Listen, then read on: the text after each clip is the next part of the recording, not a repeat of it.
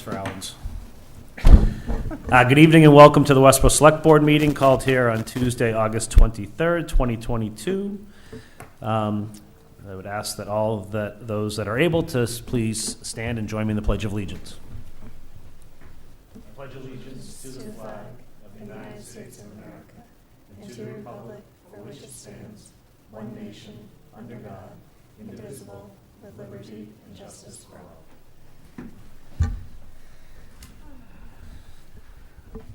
Thank you.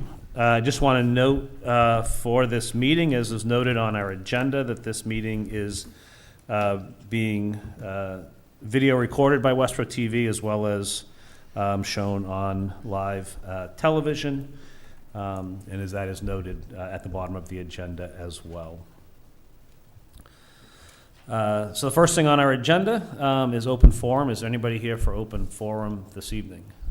Don't all stand up at once. Okay, moving quickly then into the next item, Town Manager's Report. Christy. Thank you. The first item is from the Board of Health, that Paula Cavino, the Administrative Assistant in the Board of Health, who previously was Administrative Assistant in our office, is retiring on August 31st. So in addition to working full-time in those two offices, she's provided administrative support to the school building committee, country club operating committee, municipal building committee, zoning board of appeals, and then of course her work in our office. So we wish her the best in her retirement. Related to tax classification, which we'll talk about more tonight, the board will hold a public forum at 6 p.m. during the September 13th select board meeting for the purpose of allowing the public to ask questions about tax classification. The regular meeting will start at 5 p.m. in order to accommodate this. And then the budget summit, which is our typical fall budget summit, where it's a tri-board meeting of the select board, the advisory finance committee, and the school committee, will take place on September 29th. That's where we discuss anticipated budget pressures for the upcoming fiscal year. And then the finance department has provided an update that related to grants. The police department was awarded a grant for $99,997 from the Department of Mental Health for the jail diversion program. RFPs and RFQs that have gone out. RFP for towing services for the town was drafted and advertised and is due on the 25th.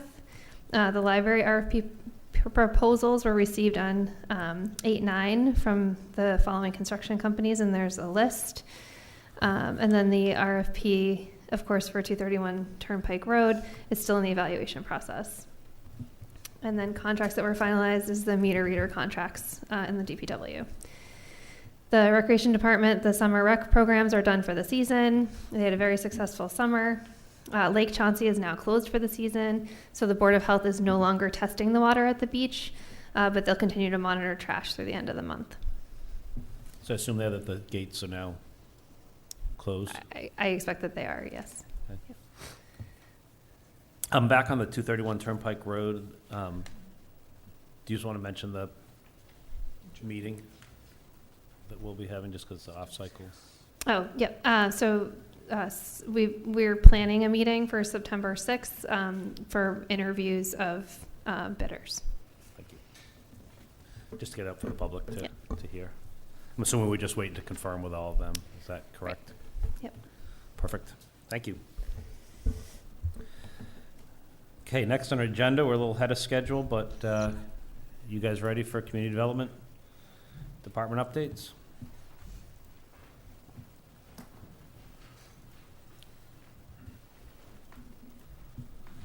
Thank you for having me tonight. It's Fred Lenaro, Community Development Director. My intent is to kind of give you an update of where we stand with Permit Pro. I'm hoping my able-bodied assistant will be able to put something up on the screen so you can see it. And I'd like to give a shout out to the whole department because they've been very active in making this a very successful program, especially Destiny Ashworth. She's taken the lead for Permit Pro and done all the contact with Stephen Rubenstein, who is our contact through Patriot Permit Pro. So those two people have been outstanding in getting this active. Just backing up for the history of this, And also, all of community development is using this program, so all of building, conservation is now using the program, and we hope to have EDC live within the next few weeks. They will put the grant program up as an option, so that'll be on Permit Pro in the coming future. So we've been live with, starting with the building department, just going on 3 years, just so you have kind of a background of where we were at. It was actually implemented before that, but it wasn't fully used. So we've been fully using it for, as I say, going on 3 years. What you'll see on the screen now, and it may be a little bit difficult to read, but if anybody goes, any customers out in the general public, they want to see this thing, go online to the building department through the town's website. They can just click on Permit Pro. There's a big red finger there, and not a bad finger, just a pointing finger. Click on that, and you can get to the screen. What you'll see is when we first started this program, we had some basic residential permits, commercial permits. We really didn't break them down, so what we found is that over time, we really needed to break those permits down. So I won't go into all of them, but I'll point out one of the major ones we did was minor repairs, and you can actually see a little note that talks about minor repairs. So that's for windows, doors, siding. The permit application has been, it's a much shorter application. It's easier to read, easier to understand. The other thing that's happened over time is that, again, it's a little difficult to read here, but there's red letters next to each, like, say residential construction. It'll tell you what that means. So there's a little bit of a blur of an explanation. So when a contractor or homeowner goes online, they can actually see what each permit, not all of them, but some of them describe what the permit's for. So that's important too. So that's kind of been evolved over time, and we continue to make improvements on this. We've gotten suggestions either through the board or the general customers to, why we should do certain things, and we've done that, and we continue to do that. So it's always changing as we go. That's some of the history of that. I don't know if there's anything else I really have to explain there, but as I said, the general public can go online and look at this. If they have any questions, they can certainly call the office. So that's a little bit of the background of where we've been and where we're going. This next document you'll see is a permit card for a full residential permit. And one of the other things we did is we split out residential permits to ones that extend the footprint and those that don't. Those that extend the footprint have to be signed up by more departments. So what we found is we'd made mistakes and we'd leave departments off. Now they're automatically populated. So if conservation has to see it, engineering, health, board of health, fire department, those are automatically auto-populated now. So that's another reason why we split out the permits kind of the way we did. Minor repairs don't generally get looked at by a lot of other departments, so they don't auto-populate that way. This is an example of a permit card that goes on site. It's, as I said, much more thorough, has a lot of permits or inspections on there. And the difference being, if you go to the next one, and this actually has, if you look at this page, you can put notes on the back of this card. That's kind of designed in the card. If you go to the next example, what you'll find is that minor repairs, there's only a couple sign-offs. The card's much simpler to read. It's not as complicated. There's just, generally, it's only 1 or 2 inspections. So that's the difference between some of the permits we issue is we've tailored the card so it's not as confusing as the first card. So that's another reason we've kind of split these things out. The other thing you'll see, if you can go back to the first one, I don't know how easy that is. Towards the bottom, we've actually added some permits that, and one of the ones we're going to be talking about is multifamily. Those we actually, what's happened is that information used to get captured in other database, if at all. So now we have a permit that you can lodge a zoning violation, conservation violation. So a variety of violations now we can actually put into Permit Pro and capture that information. So if we come up with a determination, we have a complaint, whatever, we can start to put that in Permit Pro so it's housed at one area. We've done that with multifamily, which we're going to talk about. We've also started doing it with site plans too. So as a site plan gets approved, we upload that information. So now you can see it as a blurb right in Permit Pro. So you don't have to try to find it somewhere. So those are some of the things you'll start to see change a little bit. Thank you. So the permit cards, we kind of talked about that. We talked about This is actually the process I have in place now for determinations of multifamilies. So after much trial and tribulations, which I won't go into here, we finally had council review this. All the departments have looked at this. So I now have a way that if a customer, especially downtown, so what's happened is we have many structures downtown that might be considered multifamily, 2 families, 3 families, 5 families, whatever. I didn't really have a good process to make a determination to whether those things are existing, conforming, or what they were. So we were kind of flying by the seat of our pants, if you will, better way of saying it. Now I have a process in place. Somebody wants our department to make a determination. They would come up with documentation, so that's all outlined here. They'd have to give us permission to do inspections and whatnot. So if they want to go through that process, I now have a formal way to do that. And we would capture that in Permit Pro. Once we made a determination, whether they liked it or not, we'd make a formal determination and then file it. And that determination could be appealed and so forth and so on. So that's what this process is here, and that's what you have in front of you. I said, the general gist is if somebody wants me to make a determination, we now have a way to do that. And this outlines the type of information they'd have to supply to us to make that determination. That's a couple pages, but. Can I just ask you a question on that? 100%. Sorry to interrupt. No, don't be sorry. So in this one, you said if they ask you to make a determination, I'm assuming that's the property owner asking you to make, or anybody Correct. can No. file a. No, that's a great question. So the property owner has to give or ask for this determination because we're part of the process is that we're requesting inspections. So I have to have permission to go into the structure. And the only one that can give us that permission is the property owner. This is outside of a residential, like if you had a renter had a complaint, that's a completely different process. That's generally gone through Board of Health. We would be invited. There's different things. This is to make a determination that you have a structure and it's legally pre-existing, and this is the determination we're making. So it has to be permission from the property owner. Okay, thank you. It can't just be a random tenant or something.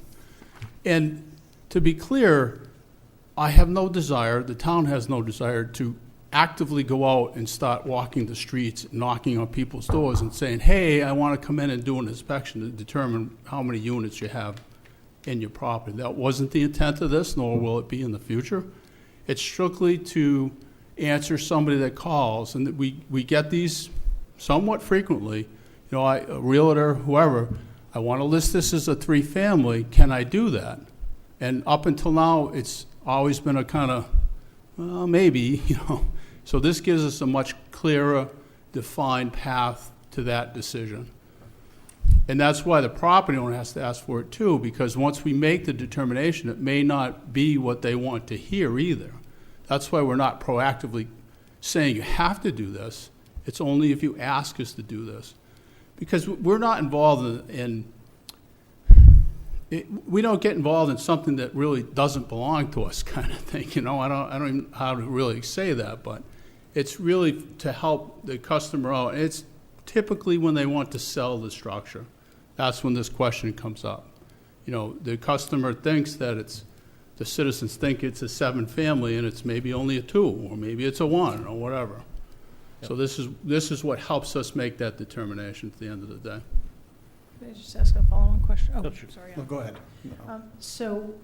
Appreciate that clarification because that was my question as well, Ian. Sure. Understanding that this process, and I love it, by the way, thank you for it. I would imagine you and your department love it because it gives you some legs and foundation to kind of back into and stand on. 100%. So appreciate you doing that. And I presume this will be available somewhere as part of your department's website? I hadn't really thought about how we're posting this, because what happens in Permit Pro, they'll actually see the determination letter. Yep. So I don't think we have it on the website yet, but we can certainly do that. Well, It's very for your thoughts. yeah, it's very specific because it goes to only those requests. Sure. My question is that as part of the general permitting process, though, Mhm. what would trigger your department to sort of take this on? So, for example, a homeowner applies for a permit to renovate a bathroom, I don't know, whatever. So there's a permitting process, probably electrical, plumbing, maybe some framing, insulation, what have you. Going into that structure, which your inspectors have to do, would this ever be sort of, the process ever be invoked by the town through that permitting process to say, hey, I'm in here and I'm looking at this and the property card says, it's a single family, but there are a lot of meters here, or whatever it is you're inspecting, would the reverse happen, or could it happen? Sort of. So we've had actually that issue when somebody comes to renovate a structure that may not be a single family. So generally, once they come into us, we try to make a determination if we agree on how many units they have to begin with. Yeah. So we haven't, and we've actually dealt with that not too long ago, that people want to come in and remodel a 2 or 3 family. The first thing we have to determine is, do we agree it's a 2 or 3 family? Residential versus commercial. That's right? correct. Yep. So Yep. we wouldn't actually impose this, sort of, but we go through that process just as a natural course of issuing the permit. So if there's ever, and we've done that continually, if there's ever a question of the number of units, that's the first question we have to answer. Sure. I think that's one of the reasons that Fred's noting this as something that would happen at the point of sale, because I think we've had situations where a building is being sold as 3 family, for example, and then once they go to pull the permit, we make the determination and the papers have already been passed. So Yeah, and I'll give you an example that's happened in the last couple of weeks. I won't get into the number, even though it's general public knowledge, but there's a house on School Street that's for sale. The homeowner, I think, understood it was only a single family, but the realtor wanted to list it as a 2-family because it has some of the characteristics of a 2-family. One of the things that we discovered, and that they discovered when they researched the file, is they applied for a variance for a 2-family some years ago and was denied. So they never did anything to correct that denial of the variance. So as far as I'm concerned, the documentation proves that it can't be qualified as a 2-family. They tried to get it classified as such and was denied. They never went back to ZBA with any other extenuating circumstance to change that. Had they asked me that, and the realtors asked me that, I just say, well, there's documentation out there already that points to that. But if they had come to me with that request, that's exactly what I would have done. Yep. I would have said, you provide the documentation which is there, and then that's what the determination. In that case, the determination would be, if they asked me for a formal one, is that it's a single family and here's the proof. Sure. Okay. Thank you. But so I don't know. I think I answered your question. But yes, I think that what I'm hearing is, yes, that it, as part of kind of a renovation project or what have you, there are, I'll say, triggers in the process that could, that would alert your department or any related department to that renovation and permit process to say, are we inspecting and classifying correctly here? Yes. Yeah, okay. We try to do that. Not to say we haven't made mistakes, but we do try to do that continually. Thanks. Alan? This is, again, more of a question on the enforcement side. Sure. If there's a building and all the documentation says it's a 3-family, but a 4th unit's been built, what happens? Well, Like, if you find out... Well, that's kind of the double-edged sword. When you ask us that, if we go into the structure... Well, but no, I mean, it can be that someone is looking to buy the property, and, they notice that all the paperwork says it's 3-family. That's fine. It's not being marketed as a 4-family. But when they walk in, they find, 4 units in the building.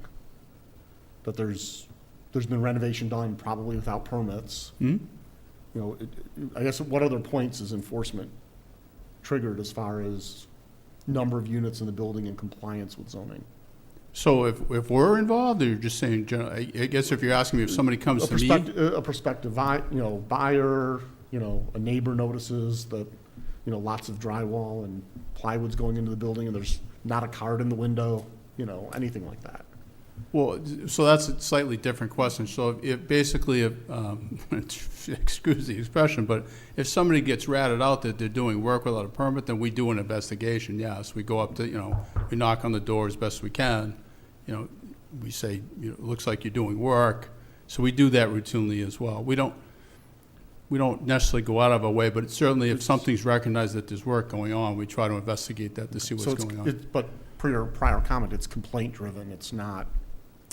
You're not driving around the neighborhoods. No, I'm not actively doing that, but sometimes the inspectors are out and see work that's being done that they know requires a permit, in which case that does happen. Okay. But no, I'm not trying to find trouble. It comes from finding me. But You got enough coming to you.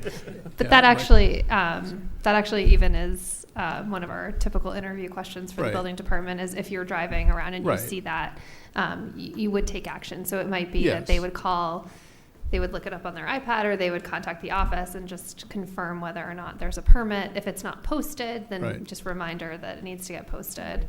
I think that's different from your other question about if a neighbor calls about sort of number of units or other things.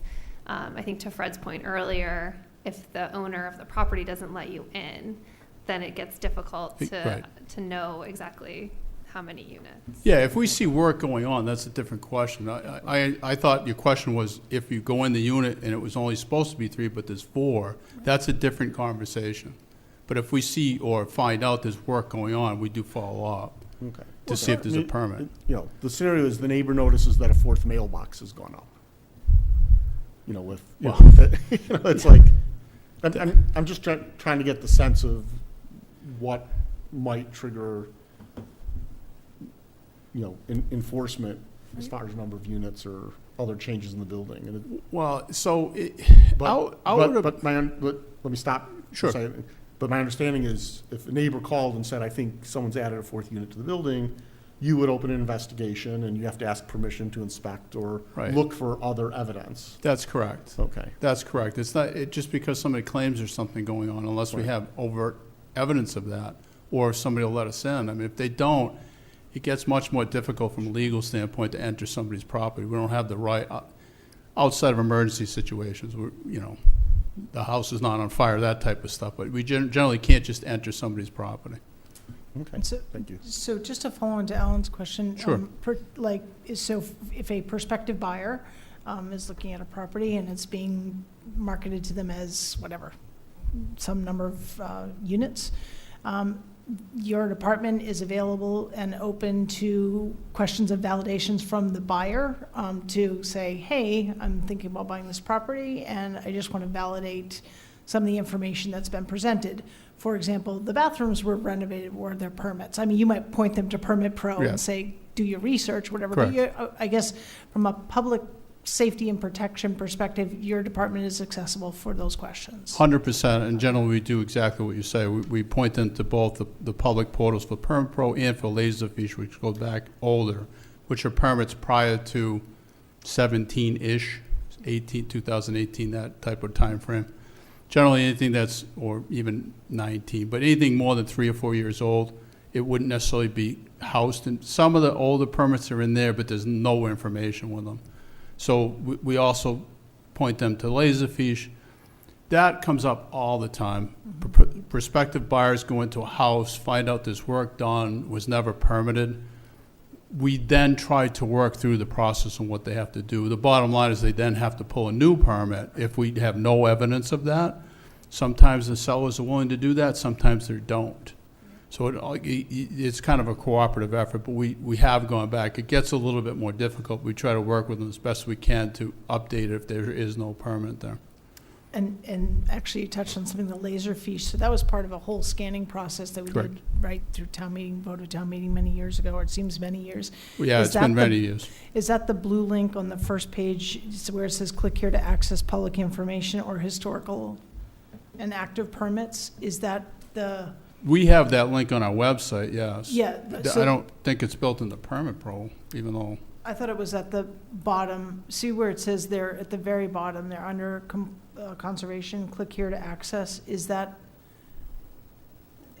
I don't know how to answer that. Okay. I'd have to click it myself. I guess I Okay. never clicked that. Okay.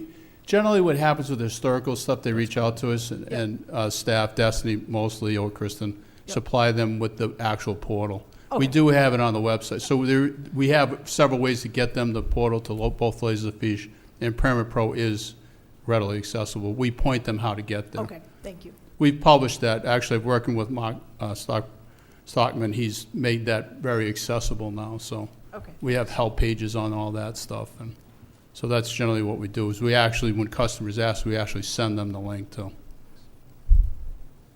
So, go ahead, sorry. No, I was saying, and you mentioned this, people getting these requests from you, and that brings you, I guess, to probably your proposal from us today, if For I'm looking at this cost, yes. correctly? Yes, because when I initially, a few months ago, asked for cost for permitting things, I didn't have this in place, so I didn't ask you, to be honest. So here I am, trying to put a cost to this. So that's the last page of my presentation. This is So- the second, this is the second bullet on our agenda for a recommendation of additional building department fees. Yeah, and there isn't, I looked at all the dashboard communities, and outside of Needham, nobody had anything remotely related to this type, or any type of determination. So Needham had $100, and it was for a zoning, but that's in a zoning opinion. I don't even think it's the exact same thing, but it's the only thing that was out there. And the reason I included Bill Ricker, just talking to council, that was one of the things that sparked them to say that there are other communities that have some kind of process to go through to make a determination. In their particular case, it was for a non-conforming lot. It wasn't really for this, but it's kind of a similar thing. So that's my stab. I only had 2 communities that I can find that had any kind of fee at all. So that average was 175, and I kind of settled at 150, just for no better reason that there's a certain amount of paperwork that's going to go in this. We'll have at least, most likely at least an inspection or 2. So that's my recommendation for the fee for this. Also, the research of records, like you were describing. sorry? The research of records. Yes, Yeah. I mean, if we get involved in that, the determination letter itself would probably take an hour or so to write, because it has to be detailed enough that it gets appealed to the zoning board of appeals, that they have a background for it and whatnot. So it's not going to be an easy letter to write on each determination. And each one will be very specific to the residents too, or the structure, if I will. And these are really only upon request you're doing these. Correct. And it's because they have value to the people that are requesting them. Yes, they do. $150 is short money to figure out you have a valid 3-family. It's not a heavy ask, I don't believe, but because it would predominantly be if somebody wants to know that information, then would have it on file. And they get the safety, it's like an insurance policy now. Right. They bought it for life. Would this fee apply to both the, I could certainly see an owner asking for zoning determination. That makes sense. Could a prospective buyer ask for that as well? But then how would you validate that if you can't get into the? No, so that's why the buyer, they can talk to us about what's on record, Yeah. and we talk to them all the time Yes. about that. Right. But I tell them specifically, I'm not going to make a determination. Yep. This is different because I'm actually making a written determination. So the seller, I can't really act on the seller because they don't have permission to have me enter, or the You fire mean the department. buyer?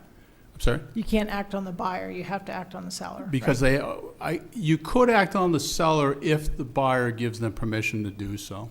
So if I have written authorization Vice versa. from the seller. The owner. I'm from the owner. Okay, sorry, Owner, yeah, okay, yeah. The owner has to be involved. I mean, I know an example of this. Oh, I that- do too, that's why I wanted to make sure I It understood. happened, Yep. you know, more recently Okay, on Church Street property, and the buyer, so it did come through a sale.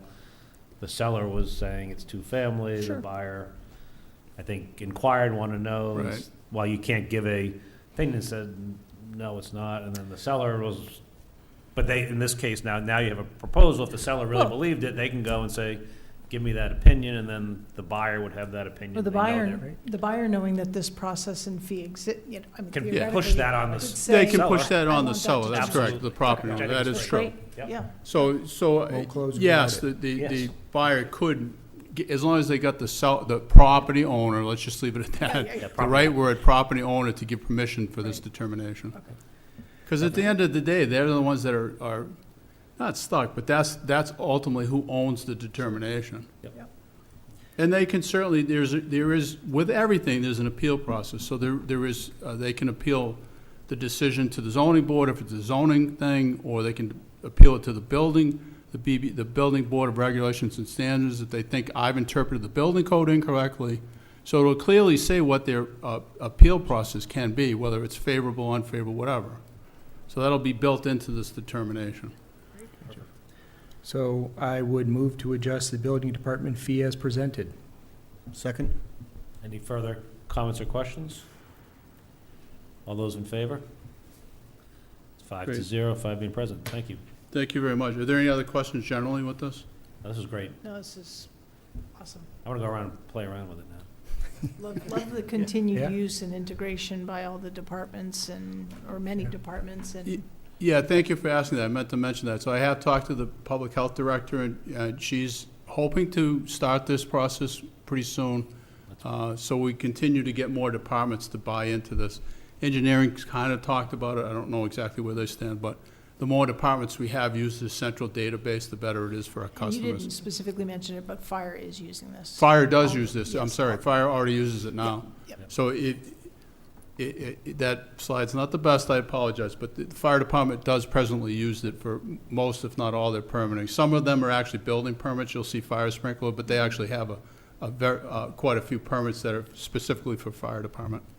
So they've I think this integrated. is great. I mean, we talk about, our customers. This is, the more we get on there, the better it is for our customers. It's one of the goals that we've had, is to be more customer friendly, and this is a way to do that. So I think it's great.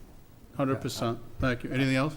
I would just mention, having pulled many permits over the years, I'm glad to see it electronically, done now, because I remember having that card up on my house and I couldn't read, what was written, so this is great that it's going to be in electronic format. So I appreciate the work, Fred. Absolutely. Thank you. Thanks. Thank you very Thank you. Okay, then I think the final piece here, Sherry, you going to do the Conservation Department request? Yes, I am. Oh, let me move this, because you know you're not going to hear me. Just give me 2 seconds to upload it.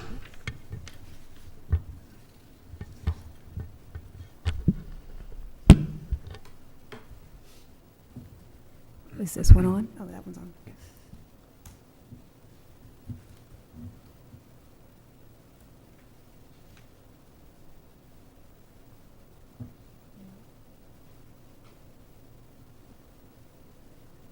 Maybe. Thought? Adjust it up there, might just take a minute. No, you should be good. It might just take a minute to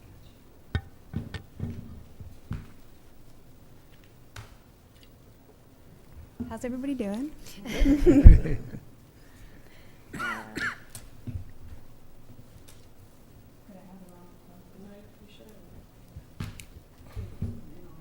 it wasn't in all. That was user error. My bad.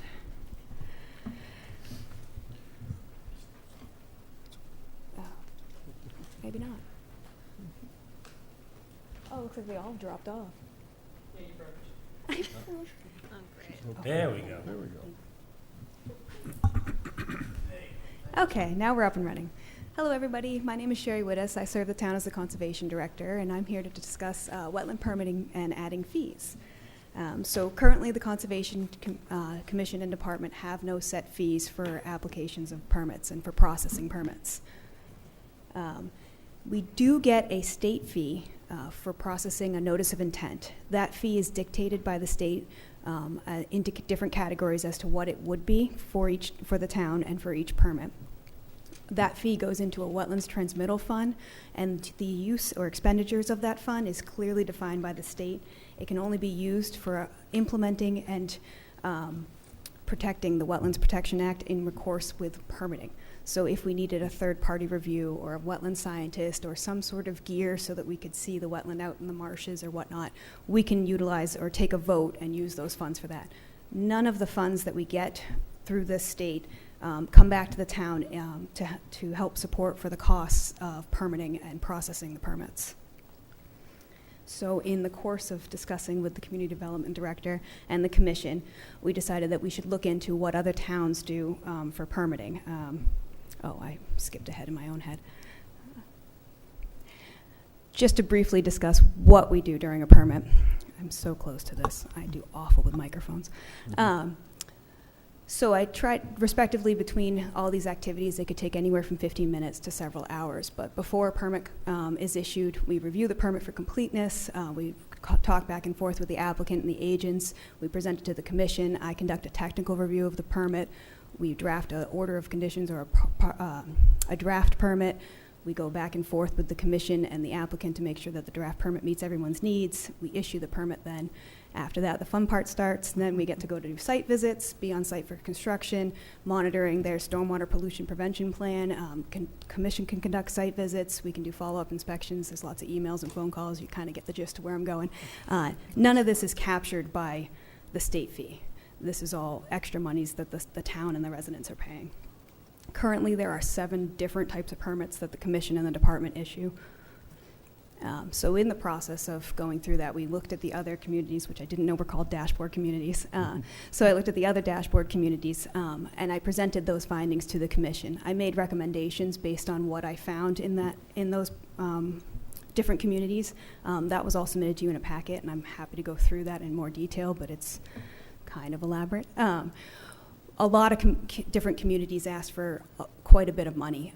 I went on the lower scale because I thought it was appropriate, and I didn't think I thought it was how we permit. I think a lot of communities ask for an awful lot because it's very difficult, and they want to use it for third-party review all the time, whereas we do technical review in-house.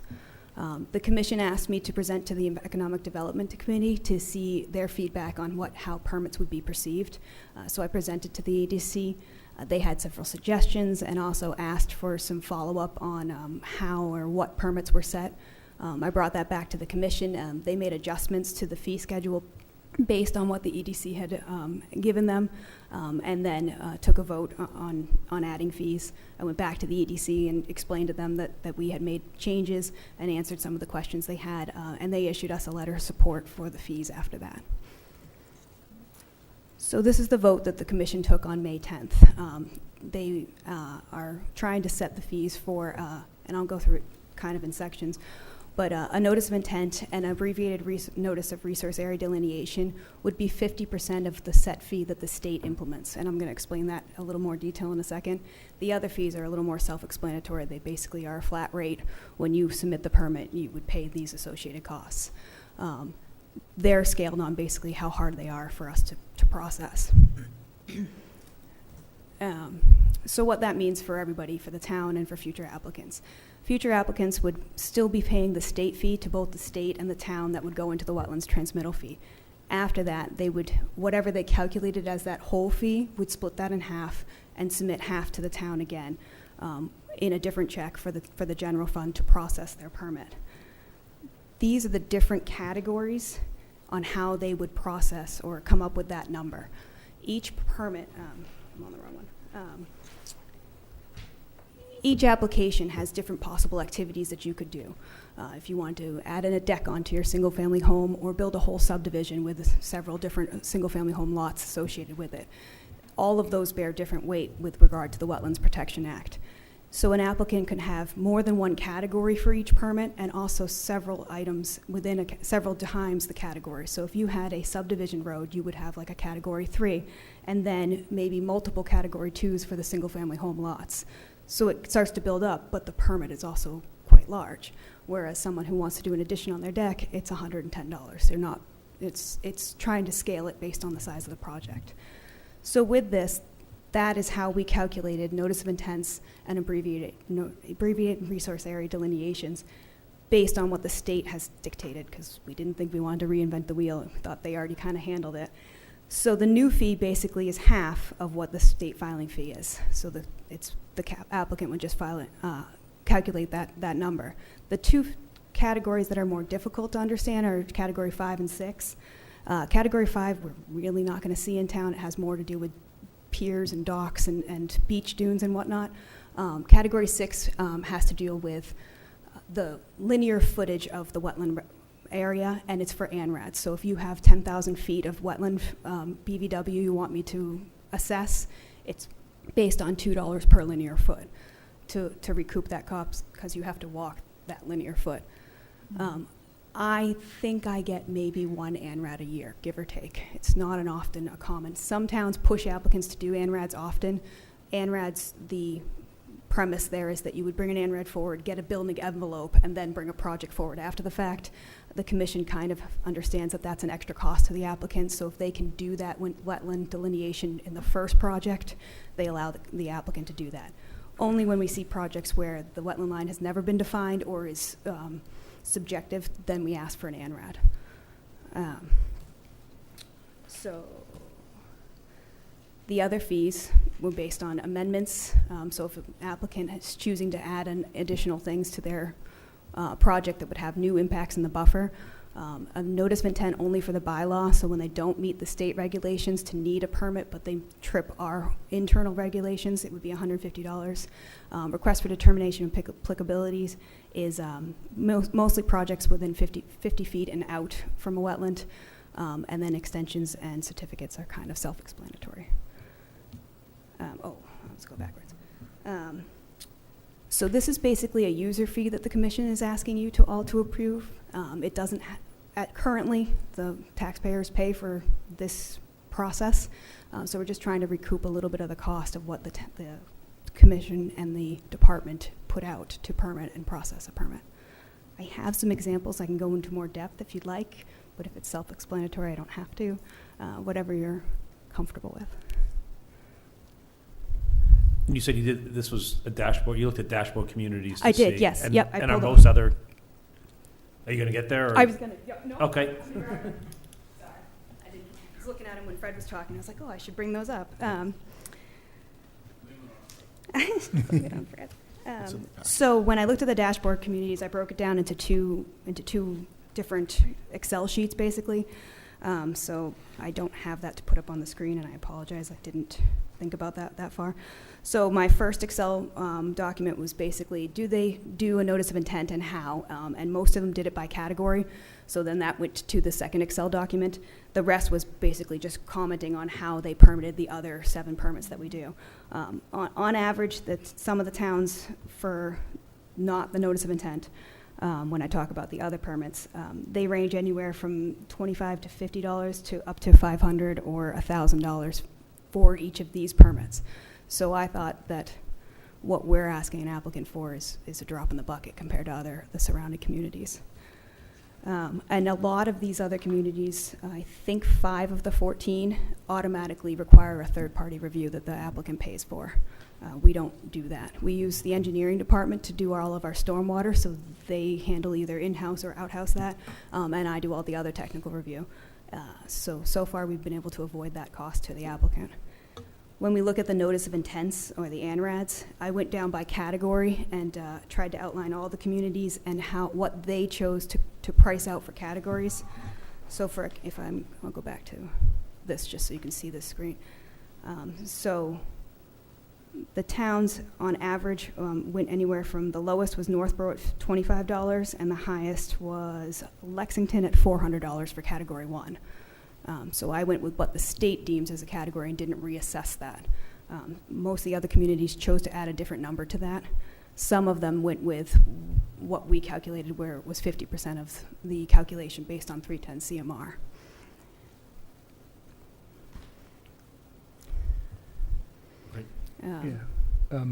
I'd just say, you did come before the EDC twice. I think the first time around, there's a couple developers on the EDC. They had some questions. I think you addressed those very well, came back, presented again. And if I remember correctly, the vote was unanimous. I think a letter of support for this proposal. So thank you very much. Yeah, thank you. Happy. Want to make a motion? I'm going to get back to that page. Oh, geez, now I can do it. thank you, go ahead. I move to adjust the conservation fees as presented. Oh, second, I could have done that. I should have remembered that, I did hear. Any further comments or questions?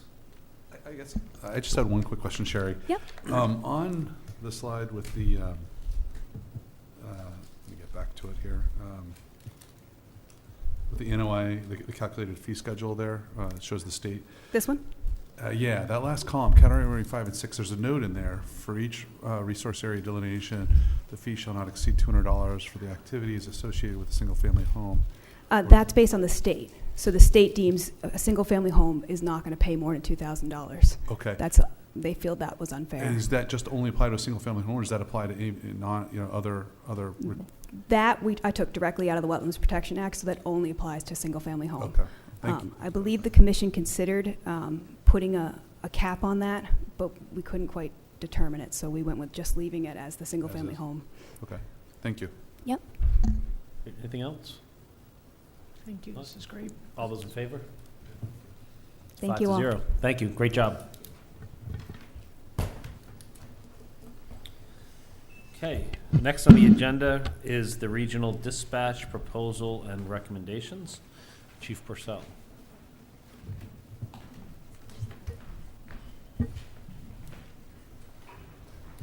Thank you for coordinating the tour today in Foxborough for some of us. It was definitely eye-opening, very interesting.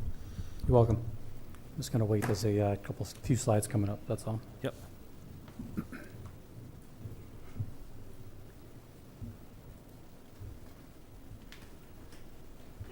Hi.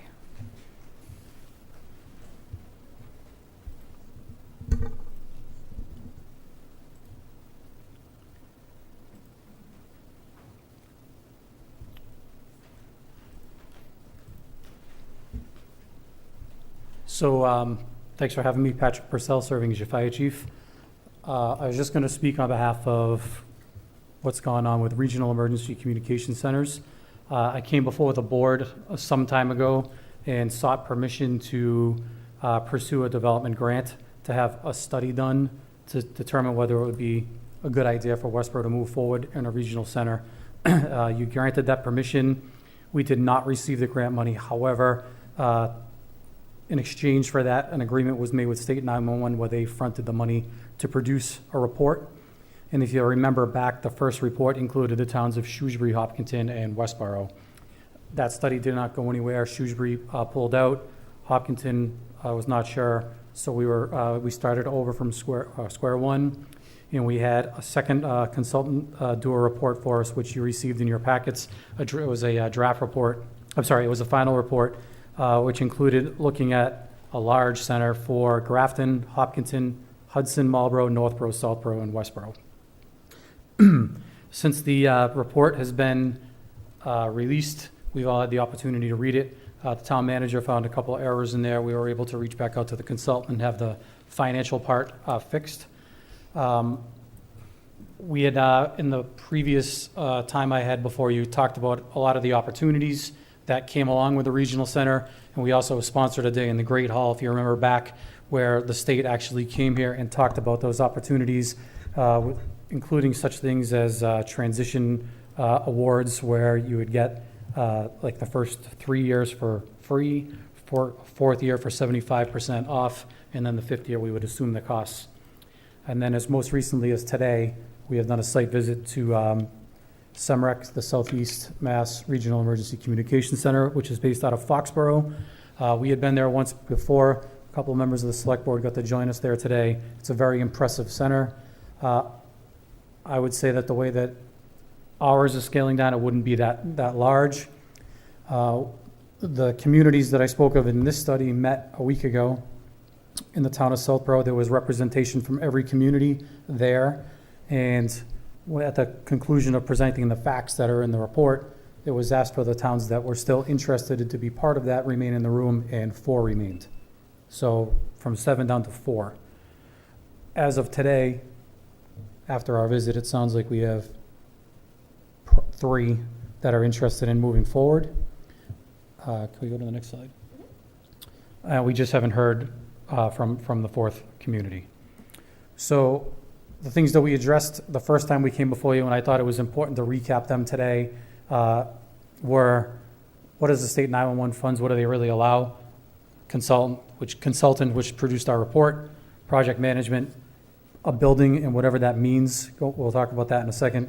Equipment, meaning all of the radio infrastructure, and also any ancillary equipment that's required to deploy our resources for public safety, police, fire, and EMS.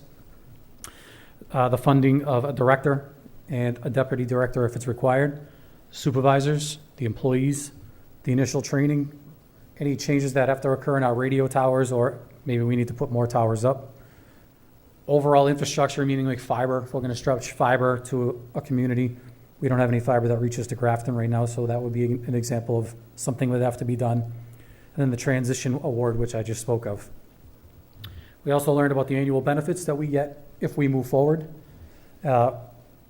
Something that is important to me is one of the most important is surge protection. So we talked about this at our last meeting, and I'd like to set just an example of where we would benefit. So your fire department went to a house fire in Shrewsbury in Southborough 2 Fridays ago, and we sent you an email subsequent to that. We had an incident that was there. A large storm hit that community. They had several fires and about 14 calls in a short amount of time. They were fortunate that they had 2 dispatchers there because it was shift change. They traditionally operate with 1. During that fire, our personnel declared a mayday and had 2 firefighters injured, and the mayday was not heard because it was so busy in that room, meaning there was no real surge protection for when an event like that happens in a community. Southborough is not as busy as us. We have more of those types of events where we have a lot of things going on at the same time, and I think going regional and having more dispatchers in a room gives us added protection. For an example, one crash, or I won't even use a crash, when the power goes out and we lose signalized traffic devices like at 9 and Otis, we probably get 100 phone calls on that in a very short amount of time. Okay, that overloads the center where they can't focus on everything else that's going on. So that's a benefit for us. We benefit from capital expenditures, particularly for primary public safety infrastructure, and that doesn't just stop at that room. It unlocks another box where they'll start to replace our mobile radios and portable radios. You remember I came before you a few years ago when you gave $485,000 for portable radios for police and fire. Now this becomes on a revolving basis where they take over some of the replacement of that infrastructure for us. It just gives us more opportunity. Gives us a better work environment for the dispatchers. So right now they don't get a break. They work 8 hours. It's harder to get time off. They have little room for growth and forward advancement. They have more room to be a director, a supervisor, to get time off. They have their own potential day room, locker room, showers, gym, all the things that are important for fitness and necessary in that job. And there's also a cost savings for the town. We evaluated a wireless center, which would be free, but just because it's free doesn't always mean it's the best. State 911 has awarded a contract to build a wireless center that can take over state dispatching in Milford. Problem for that is it could be anywhere from 6 to 10 years before we get into that center, and we forfeit all control. So we wouldn't be part of a dispatch district where we would be on a board where we would have a say in that communication center. We're just out, literally. We would have no control at all. And if we petitioned to get the PSAP back, the public safety answering point, meaning 911, we probably wouldn't get it. Shelby, you had a question? So was that in the report? I just didn't understand option 1 versus 2. Sure. So option 1 is so the state wireless center answers 911 for cell phones. Okay. Right now they are based in several locations in the state. For this area, it is out of general headquarters at Framingham State Police. They need to move out of there. They want to develop a dispatch center as well. They have awarded a contract after a couple of years now of looking to somebody to outfit the center to answer 911, and then they want to build a dispatch center. Then they can take 1 to 2 communities a year for the next, so on and so forth. So according to State 911 at the meeting last week, we could be looking at 2030 before we even could take action to get into that center. And is that the model where we relinquish all control that you Yes. just referred to? Okay, thank you. Yes. Okay. So that is not one that I'm in favor of. Okay, I'm in thank you. favor of establishing under Mass General Law 6A. Yep. Where you can develop your own executive branch. A dispatch district, where they would have a director, potentially a deputy director. We would have a board of directors for that. And actually 2 boards of directors. They would have one for the operational side and one for finance. Typically, it's the towns that have representation for finance, so they have some ability to pull back on purse strings and, have a say in how much their assessment's going to be. But overall, the cost savings would be significant for us. I believe it was almost $500,000 a year. Yes. Yeah, I'll pull it up. You go to the next slide. So why am I before you today? So your peers can talk about what they saw today. You all had the opportunity to read the report, and we're not necessarily committing to anything today, but I would just like to be fully transparent with the process and like to get your approval to keep moving forward on 4 things. Like your approval to work with the 3 communities at a minimum, potentially 4, that have expressed an interest. We'd like to work towards getting a governance agreement, which would help to establish under Chapter 6A that it's a dispatch district. It's like an intermunicipal agreement. I'd like to talk a little bit maybe about the location. So if you read the report, there were 3 potential sites that were located. 1 is definitely out because that community is out. 2 is far too large. And for where we're at now, I know there is a million opinions about the Harvey building on Phillip Street, but that is something that we probably need to discuss because it's an ideal location for a lot of reasons.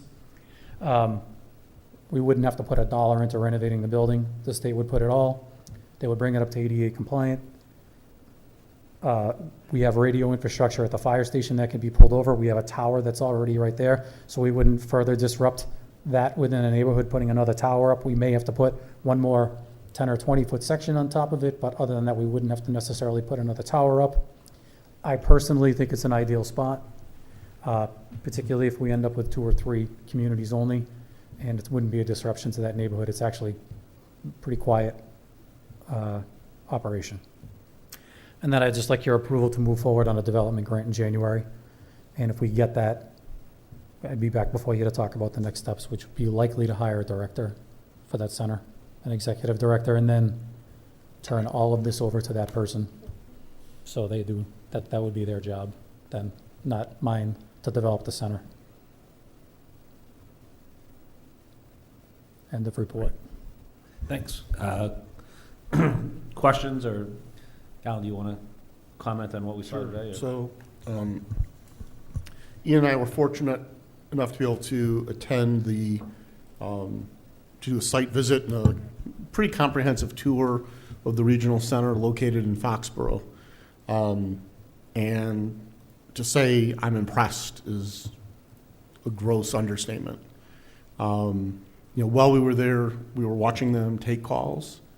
So seeing that they had the resources immediately available now, even to handle multiple routine, not that anything's routine, but the routine calls, to the point where the person on the phone talking to whoever's calling in is gathering information while a dispatcher is actually dispatching, saving time, making sure the right resources go out, the ability to track the resources that are used.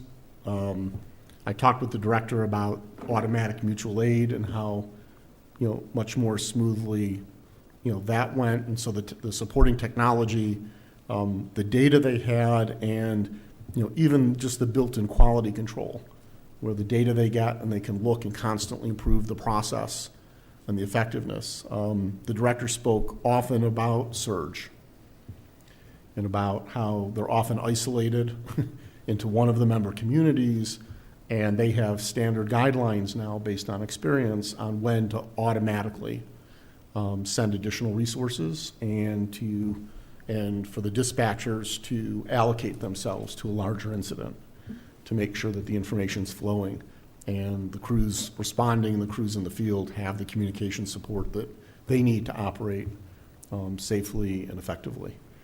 And so I walked out of there saying, gee, I want this, right? I want our dispatch to have that level of, robustness. We have a great dispatch system, highly skilled people, it's very effective. But again, there are two on duty at any one time.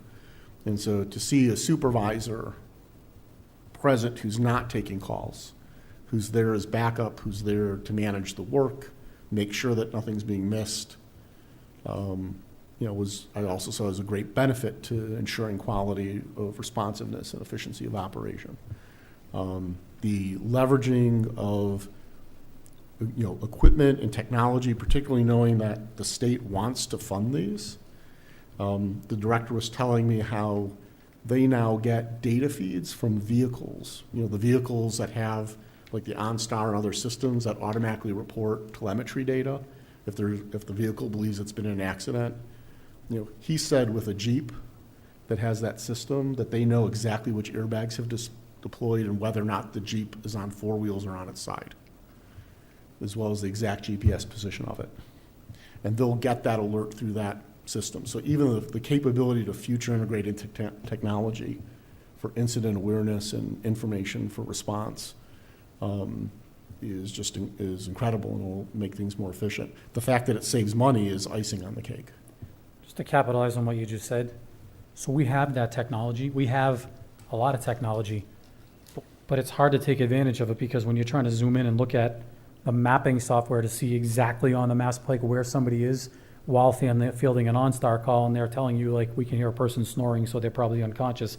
You're also not able just to focus on that. You really can't do two things well at the same time. Nobody can. You're trying to focus on that data and that technology while trying to get us out the door who are going to ask you 3,000 questions, get the police rolling who are going to ask you 3,000 questions, answer all the telephone calls that are coming in. That's just for that one incident. So, again, back to surge protection, let you be able to focus and use that technology the right way. We've called upon the dispatchers to do a lot of things, and it's across the state. Watch prisoners, answer a window, answer the business line, fill details. I could go on and on and on, and all those things belong in a junk drawer. That's really not what they're for.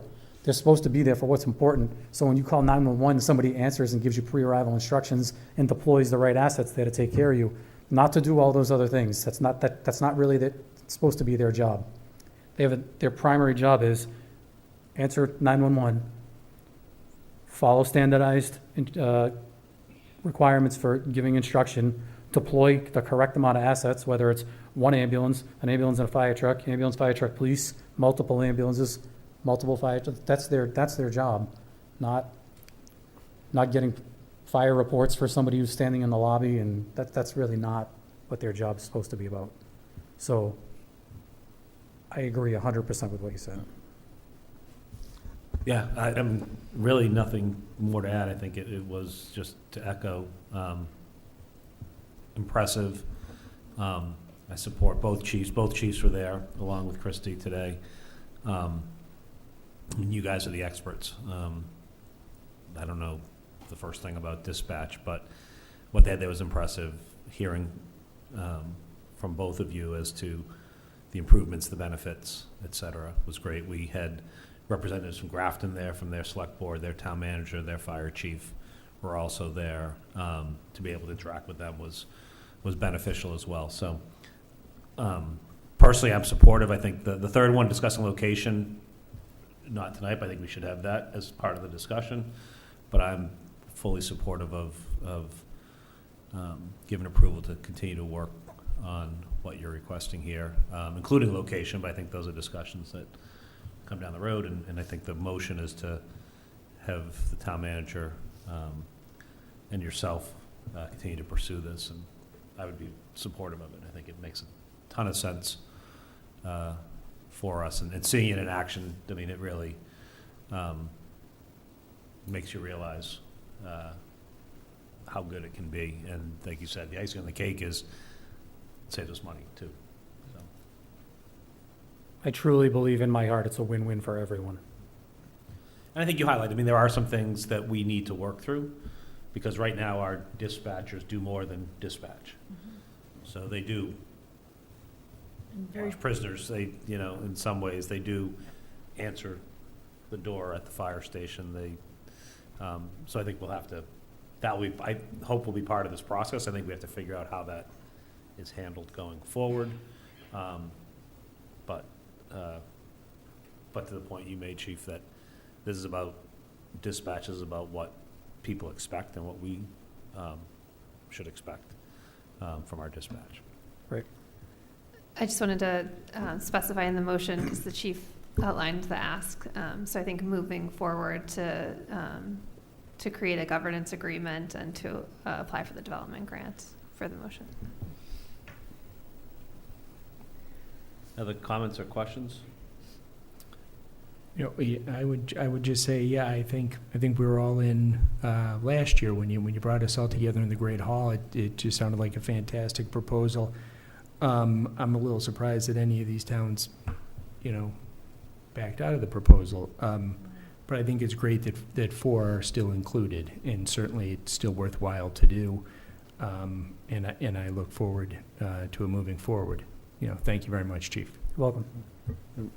And to that, I think what was interesting in talking with the director and their operations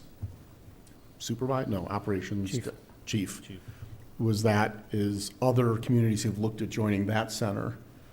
Part of it is that the center operates on a set of policies and procedures that do allow for local preference and local variation town to town as far as dispatch goes. But outside of a certain available level of variation, they really can't accommodate it. That would just be too different. You're not getting the economy of scale. You'd be operating by exception all the time. And so it really, I think part of it comes down to communities stepping back and saying, have we rethought, are we willing to rethink the way, we dispatch? And one of the things I liked in the center too is how much was, based on data. And so, he mentioned that one of their communities, when they were one of the founding 4 communities, on every call they sent every piece of apparatus. So, a possible broken ankle, you'd get the ambulance, the fire truck, a police car, a second fire truck. Cardiac arrest, you get the same level of response. Now, clearly you don't need, for a broken ankle, you don't need anything but the ambulance. But the data they're able to gather as they develop these procedures showed that, oh, wait a minute, you don't need every piece of apparatus for certain types of calls. And the trust builds with the dispatch center that they will dispatch the appropriate amount of resources based on the call. And so I can understand why communities are hesitant, because it is a significant change, and certainly the level of detail of working out consistent operations across multiple entities is not, no one should think it's trivial, it's complex. But I would expect that as with this center, as it's up and running and other communities see the benefits happening in the communities next to them, that some of these communities that might be hesitant now would probably not be so hesitant in the future. Yeah, that was a key thing. They built this for expansion. They built their governance documents for expansion up to a certain level. And then once they hit that level, the next ones that get in from a governance body have to vote as to who represents them. So they've done that, and I think you're exactly right. So they had the 4 communities, Foxborough, Mansfield, Norton, and Easton, I believe. Norwood is in the process of joining them, so they're doing exactly what Alan said. They weren't part of the original. They saw the benefits, so they have others joining it. That's the other piece here. You don't have to be here. You need 2 to be regional, I think you said, Chief. And hopefully we have more, but, this is built to grow when other communities see the benefit, and I would expect we would do a similar thing. I think that was one of the pieces that I liked when we talked to them and talked to their executive director on that. It is an interesting, I have a lot to learn. I don't understand 6A and whatever, but it's almost like a little new municipality. It's a regional thing, but they govern themselves, they pay benefits themselves, their own benefit plans, et cetera, so. Yeah, there's a lot of finer details in there that I've been learning doing some reading, that you could reap some benefit. I mean, which retirement system they go in. We're very close to Middlesex, because it has nothing to do with where the center is located.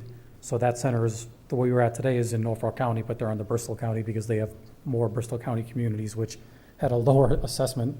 So the town ended up saving significant money by going to Bristol County. So there's like a lot of different components to look at when you go that way that work out to everyone's benefit. It's like, there's a lot. And I would just add that one of the benefits that they talked about of being sort of one of the founding communities is that you obviously have a large role in the development of the charter, so how it works, but also the way that it's structured in Foxborough is that there's 7 seats. And so I think, Ian, you mentioned that, but you would be guaranteed a seat on the board if you were a permanent seat if you were one of the founding communities. Top 6 get a permanent seat. 7 and on, they fight for 1 seat. But that, I would At large. expect that we would structure it in a similar way, as a founding community, that we would have a permanent seat on that. So we would always have a seat there. Yes. So is there a motion So for us? can I? Yep. So just a couple questions. Thank you very much for coming before. Sorry I wasn't able to make it to today's event in Foxborough. What communities are still in? I think there are some communities who have had these types of meetings, but some have not yet. And so, Can you speak to those that have had them? Or if we can't? So Grafton Town Manager has told us that they're very interested, and it sounds like Southborough is very interested. Okay. And if we were to, I guess, I'm a little confused if tonight's motion, since the location isn't determined, and to some extent it's not really relevant in my mind, sort of where it is, if we have a seat and we're voting, because it's really a whole new, maybe I'm missing something, but it's a whole new team and staff, and the management and governance of that will follow a very different, kind of structure. It's not like this department's reporting to you, for example, right? Right. So regardless of the location, that's really sort of irrelevant of tonight's vote. Correct. It's going to be set up so it's like its own municipality. Okay. And so in the consultant report that we received, there was a discussion about it was sort of everything was based on 7 communities that were evaluated at that time. I guess my concern in voting tonight is how do the numbers change at all? I mean, I had some questions here. I'm a little surprised, candidly, we're taking a vote tonight because I feel like this is a huge decision to move forward. But I also trust, Chief, your strong recommendation. Can I comment on that assessment part? Yeah. Yep, they're probably going to change. Probably going to go down or stay close to being the same. It's my opinion, because if you have less towns, you need less stuff. If you have less stuff, you have less maintenance, you have less requests. I would say it's probably going to stay around the same, maybe a little less. Okay. My 2 cents. And is the thought that this would be built out for a maximum of 7, to Ian's point? Or? No. If it's the building that I would like. Mm-hmm. It's depending on the community, because everyone has different needs. If the city of Worcester came in, we probably couldn't do it because they need 4 seats on their own. Right. So can it accommodate the 4 communities in the study that we're talking about? Yep, definitely. As a matter of fact, they're going to redo the study, that part of the study now. They're going to fracture it, and they're going to give us an update, which you'll have as soon as we get it. So I don't know how much more room for growth there is in that building. Maybe a couple of small towns, but not much. 4 is probably Particularly as we see expansion west, right? I mean, more people, more growth, more calls. Mm-hmm. we just felt like this, I think the sort of level of commitment of your motion tonight isn't maybe exactly, it's not sort of take this vote and now we're done. This feasibility study, which we entered into after the chief came and talked to you, was completed, bringing it to you and the community so that they know what the results were. And then, as Chief explained, some communities are not interested. So there's another step. We're also going to need to have some more conversations about, location and how this is going to work moving forward. So I don't know if you want to speak to sort of what the vote means, but it's really just making sure that you're continuing to be interested in us moving forward. We are trying to be as transparent as possible moving forward. Your vote just gives me permission to keep moving forward.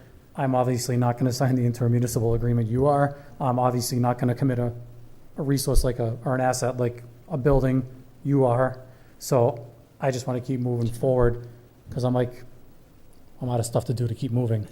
So there has to be next steps, and I have a window between now and January 1st-ish until the development grant opens up, or we'll have to wait till the following year to even write for money if we're going to move forward. I would say our priorities are establishing the kind of governance.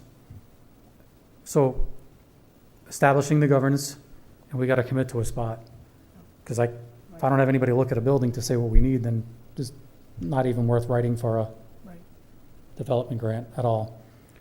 And if we commit to a building and we get engineers in there quick, we're going to write for them to bond out the entire thing and get it done quick, not piecemeal like they used to do. Just boom, move forward. Can you go back to the slide? This touches on my next question about the grant. So in this regional district model, if we're successful in the grant application, the development grant, I think that's what is correct. Yes. Effectively, no cost other than time, personnel, which is always there's no cost. Oh, no personnel. Well, no, it's your time to. Nope, I'm out. We're going to hire somebody to do it, and they're going to pay for it. Okay. But still, our town manager is going to give time to, they're as our fire chief, I would anticipate that there's an implicit, Sure. Your time to make sure we're entering into, we're proceeding down the right path and doing all the right things in the best interest of, the town. So, but you're saying this development grant would basically take care of everything, start up, and then after the building is built and everything is nice and shiny, then the IMA kicks in? Is that correct? No. Okay. Once we have to sign that first. Then we're in. Then we do the building. They're not going to give us the money to do a building and then have us say, forget it. Sorry, I misspoke. I'm just saying, when do the 3, 4, 5, however many communities, when do those costs start to kick in to support this center? When do our costs start? Yep. So let's say we open tomorrow. We get 3 years with no assessment. Okay. We get this year 4, 25%.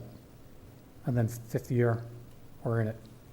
But is your question, this is going to take time to build out, so we're still going to be running dispatch For years. for years. This doesn't transfer over for a number of years. Sure. Right. Minimum 5. Right. So it's both questions. Yep. My question was once it's built, what is each community's commitment? And you answered that. It's basically a 5-year tiered structure with the first 3 as a full benefit, and hopefully ramping up to budget in future years' costs. Yep. Okay. So can I ask? Yep. I know you love the Harvey building. There are lots of opinions about it. That was the one location referenced in the consultant's report. Are there, that you can speak of, are there any other locations here in Westborough that the town owns, has looked at, that would be available? Regal Cinema? Probably too big. I looked at it. I thought about it. I thought it was a bad choice, but I looked at it. Other than that, you didn't think that was funny. I thought it was funny because that's a hot topic lately. No, that's good. I thought about it. I looked at it. I think it's too big. It's a fire sale. That's a joke. But Gotcha. I thought it was a lot of work. I thought it was too much. I think it was too much of an animal to take on. That was the only thing I could come up with, Okay. frankly. I spun my wheels a lot. Yeah. I thought about, Well, you're thorough in all that you do, but well, I also thought if we moved forward on a substation, Yeah. we bought the piece of land, then perhaps we could build ground up a new one next door or attached to that facility. We're having a lot of issues trying to find even a place for that. Okay. I'm struggling. Yeah. I found a few places, 2 places in particular where it could go, and the owners have been, one is non-responsive, and the other one said no. That would be the Commonwealth. So, other than that, I couldn't come up with any other property.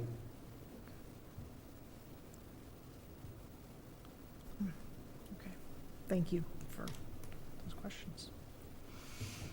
Other questions? Sure, I'll ask. I didn't know if Sean had anything. No, good. So, Chief, very supportive of this. Thank you for your work on this. I apologize for not being able to be at the problem. tour today. I really would have enjoyed that opportunity, just couldn't make it work due to other reasons. I guess my question is a little bit of a follow-up to Shelby's question, and that is, do you know of, and if so, are you able to share with us if the other communities that are interested are also identifying buildings that they might be interested in their towns? No, they're not. They're not. Okay. If you can flip back to the slide objective. Let me correct that. Out of the 3 that I know, Yeah. no. The 4th one, it's in the report that you read. Yeah. It was not, I don't think it was reflected favorably in the report. Okay. If you go back to that, to the objective tonight slide. Yeah. So I'll make a motion to move to authorize the fire chiefs and the town manager to continue with the approval to work with the 3 communities interested, to work obtaining to a governance agreement, discuss location and development grant in January, and to pursue the creation of the regional dispatch center, including application for any grants identified for this purpose. I'll second. Okay, any further discussion? If not, all those in favor? It's 5-0, 5 being present. Thank you. Thank you. Have a good night. Okay, a little delayed on the agenda. I don't know if we have folks here. We had a public hearing. I'm going to move this around. We have a public hearing scheduled for 7:15, so I'm going to hit that now. We're a little bit over 7:15, so I would entertain a motion to open the public hearing, which is the request to transfer wine and malt beverages license at Westborough Shell at 27 East Main Street. So moved. Is there a second? Second. Okay, all those in favor? Okay, the public hearing is open.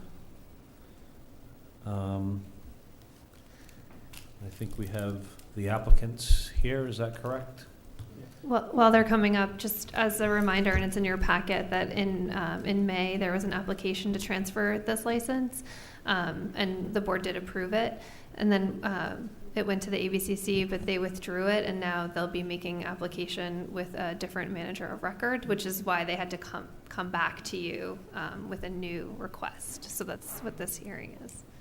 Thank you for providing that. My name is Jacob Orobi. I'm the owner of the license. Yep. Can you speak closer to the microphone, okay, just so we get it on? My name is Jacob Orobi. I am here. I represent the license. I'm the owner of the license, which is being transferred. I am sorry we have to submit this again because of one issue happened with the manager who's supposed to be on the license, a new license. He has a history.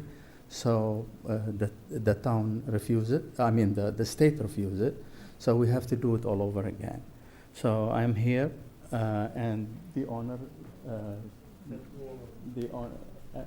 Hi, my name is Rika Shah. If you could just. Yep, speak. Sorry. Hi, my name is Rika Shah, and I'm on the Shell gas station, and my nephew going to manage my store, beer wine license and everything. So. Hi, Munsi Patel. I'm going to be taking over as far as management roles for the Shell gas station down there. Great, thank you. Welcome. So, we're still operating under my management. I'm at the site every day almost until the license got transferred into their name. Perfect. So, Okay, thank you. Any questions or comments from the board? I think all the paperwork seems to be in order. Is anything there? If not, before we do it, it is a public hearing, so I'll ask if there's anybody in the public that wants to speak. I don't know that I see anybody here, but I need to ask, so, okay. Is there a motion? Sure. I move we approve the transfer of a wine and malt package store license from Arobi Enterprises, Inc., DBA Westborough Shell, to Amshell East Street, Inc., DBA Westborough Shell at 27 East Main Street, name Bansi Patel as the manager of record. Second that? Okay, moved and seconded. Just one thing I'll say, and you've heard it from me, you heard from this board, we take, we support our businesses, and we're happy to do this. We take the sale of liquor very seriously. So I know you've gone through the training, you've seen that, you know it very well. It is, we don't want to see you coming back in here again because of a violation. We have had just recently, as you may have seen, a number of violations in town through an operation our police department did. So we do take it seriously. Know that you will as well. And as I said, we're pleased to make transfers like this, but we don't like to see you back in for violations. So please follow the rules. Don't sell to underage. Make sure you card appropriately. That's what we expect. And we know you know that because that's why you do the training. But that's just our ask that we put out there because we do take it extremely seriously. Yeah, I have mentioned this before. Yeah. I've been 12 years on that station, and I had no single violation. So, and they're going to keep the same way.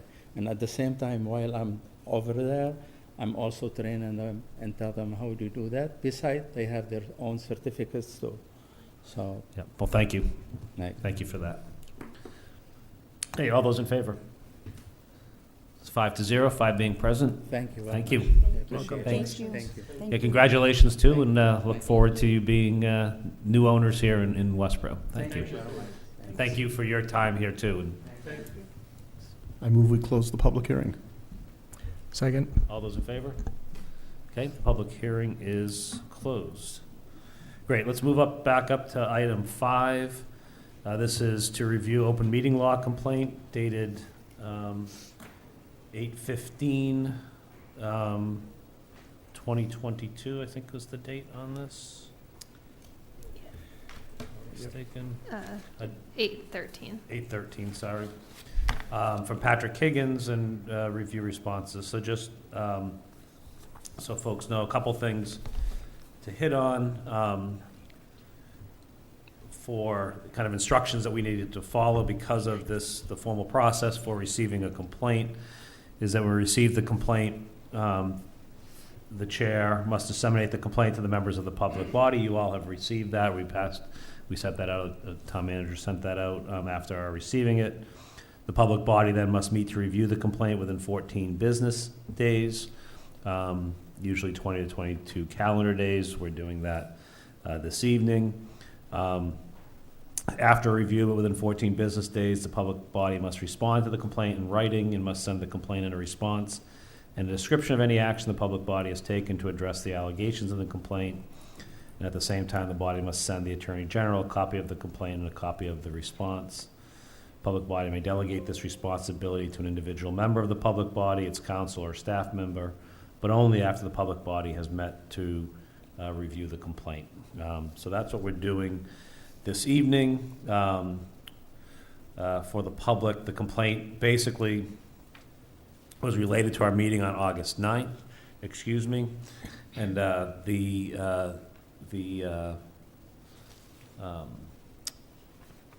the complainant basically allege 4 violations. I'm just going to read those out, and then we'll talk about the responses that we have for those. So the 4 complaints of where we've alleged to have violated the open meeting law was that we did not accept meeting minutes of our open session held on May 31st, 2022, within 3 meetings or 30 days as required by the open meeting law. Item 2 was that we did not accept the meeting minutes of our executive sessions held on May 10th and May 24th within that same time period, the 3 meetings or 30 days.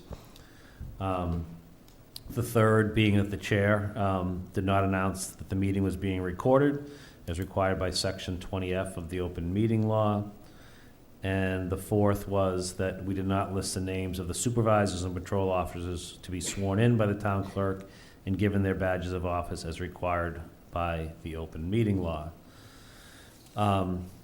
So we have worked with town council on a response which you have in front of you that kind of addresses these. I'll read them out and talk about them a little bit. We can talk about those, and then the action for the motion is, after our discussion, is to allow for Christy and I to take any comments, work with this, and respond back as required under the open meeting law. So for the first 2, with regards to the meeting minutes, we acknowledge that we didn't adhere to that time frame, but we also acknowledge that, as we know, that we've been down 1 administrative assistant in our department, so due to those staffing shortages, we didn't meet those time frames. However, at that meeting, as we know, we did accept those meeting minutes, so that's done. So in essence, while acknowledging that, they've been rectified because those meeting minutes have been approved. So in our eyes, there's nothing further to do there because part of what we need to do is do that. We will, and we always have tried to ensure that we're meeting that open meeting law, and we will continue to work towards ensuring that we're meeting those requirements of the open meeting law to review and approve our minutes within that time frame. The third complaint about not announcing the meeting was being recorded, we agree we did not. I, as chair, did not announce that. So as we've resumed our in-person meetings, the plan here at Town Hall, our plan will be that I will announce, as I did this evening, at the beginning of the meeting, that the session is being broadcast and recorded on local cable access. We have also, as you see on the agenda tonight, we've noted on the bottom of the agenda as well that it is being recorded. Other things we may consider is posting signs on the door for folks coming in to know the meeting is being recorded. But again, we acknowledge fully that there was no announcement, but we have taken the steps to rectify that, and we'll continue to do that each meeting. Just as a sidebar, well, not in here, we are ensuring that all of our town departments are following that same protocol as well. So we've already reached out to them through the town manager to ensure that is being followed. And then finally, the fourth allegation regarding the supervisors and patrol officers and not listing their names. Our view here is that we deny that was actually a violation. We do, and we are aware that when finalist candidates interview for appointments to a town office position, that the meeting notice would require us to place those names, and we do follow that rule. In this case, though, our town charter has the appointing authority for employees of the police department belonging to the police chief, not to the select board. So the reference in our meeting on August 9th to the introduction of supervisors and patrol officers was purely a ceremonial greeting to the new employees, really a chance for them and their families to be recognized. Excuse me. Because they had already been hired and sworn in by the police chief, which is their appointing authority. So again, our response on this one is that there was no open meeting law violation because we are not the appointing authority there. And again, this was really purely ceremonial, a chance for them to be recognized with their families in a larger forum, as well as to gain pictures and other pieces that were there. So with that, I think that covers what I had here. Christie, anything further on your side? Nope, that covers everything. I move to authorize the town manager and the board chair to finalize the response to the complainant. I second. Okay, moved and seconded. Any questions or further comments? Okay. All those in favor? It's 5-0, 5 being present. Thank you very much for that. Also, just acknowledge, when this came in, as we know that our town manager was on vacation, so our assistant town manager worked closely with me, and thanks to Kim for her work as well as our counsel on this. Okay, next on the agenda is request to appoint Kenneth Salzman to the Affordable Housing Trust. Alan, do you want to? Sure. So Mr. Kenneth Salzman sent a letter of interest requesting appointment to the Affordable Housing Trust. It's in our packet. The trust has a vacancy for a term to end June of 2023. So his appointment would be the 7th member of the trust out of the 7 trustees and we fill all of the trust seats. He has attended a meeting of the trust and has spent time talking with Ed Bain, our chair, and other trustees about the work of the trust. He actually went back and pulled and read all of the materials since the forum we did in January of 2020 that started this whole process and is aware of it. He actually brings construction expertise, and one of the construction companies he has owned has done contract work for local governments, so he understands the government contracting process from the bidder side and from the overall process as well. Clearly, as a member of the trustee, his companies could not be involved in any work for the trust, but he brings that expertise and can help guide us in the projects that we are pursuing. And so he does have the support of the current Board of Trustees. Would you like to make a motion? Sure. I move to appoint Kenneth Salzman to the Westborough Affordable Housing Trust for a term to expire June 30th, 2023. I'll second that. Okay, any comments or questions from the board? Sounds like a great addition. Yeah, absolutely. It's nice to have it filled out, too. Yes, we're busy. Great. All those in favor? It's 5-0, 5 being present. Thank you, Mr. Salzman, for your willingness to serve and stepping forward. Okay, next on our agenda is item 8, the continuation of our tax classification discussion. Our Chief Assessor. Well, John's getting ready. As you have in your packet, there were several board members who had sent questions, both ahead of the July 19th meeting and then also ahead of this meeting. Several of the questions were answered July 19th. The remaining ones we categorized just for you to see sort of when we're planning to answer the questions. We are scheduling that public forum during your September 13th meeting, and during that time, we plan to give a presentation that really looks at comparable communities. So there were a lot of questions about what other towns do and how that impacts other towns, and those questions, as you saw in your packet, will be addressed at that meeting on the 13th.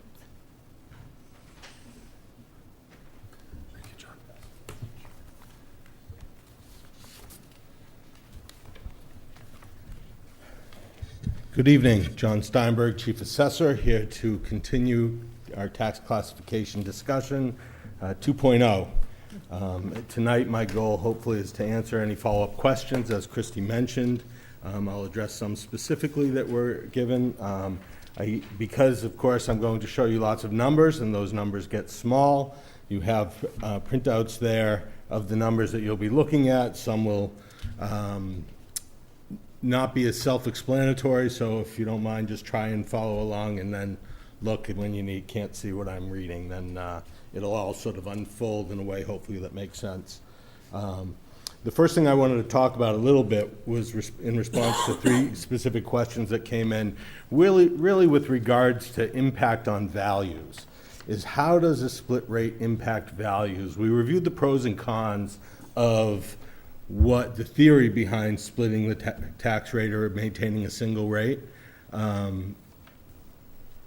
The impact on value, you get into a greater lesson really in economics, because there's no direct correlation necessarily in a vacuum of a split in tax rate, because there's simply so many factors going on, and frankly, typically bigger factors, whether it be a new building that's going up in the area that's going to bring lots of employees, or a pandemic, or a strong booming .com economy. Those things can affect property values as much as a new school or those other things. And so unfortunately, the raw data analysis that you might look for in a hypothetical of, well, if you did this, or what did a community do that, even if you look at some of the data from all those other communities, the data unto itself doesn't tell the story. You take AstraZeneca, for example. If you just looked at our data and our numbers, you wouldn't know that AstraZeneca changed to an LLC and all of a sudden they were $340 million in personal property value. You wouldn't know that they figured out how to use their inventory. So on January 1st, their inventory was lower, but in their last year, they ran it up. So they were 40 million higher.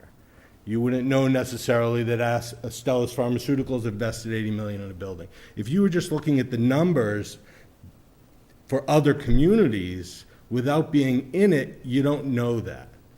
So just analyzing the data out there and saying, well, when did they split the rate and what was the impact on value, it doesn't tell the whole story. In addition to that, it's not like flipping a switch. These things take hold over time. They're gradual. It's one of those things where if someone's looking at a site, they don't do it tomorrow and make a decision. They're weighing a lot of different options. When you're searching for new office space, you don't do it today and pick it out tomorrow. You look at a number of different spaces in different communities. You evaluate what your expenses are going to be in each, how much your CAM's going to be, what taxes you're going to pay. And that takes time, and it takes time for everyone within a building.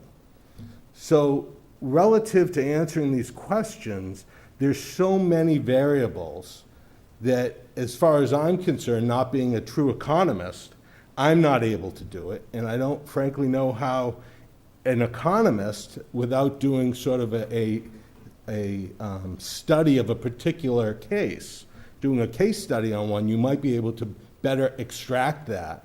But it would take a real study, because you need to know all the variables.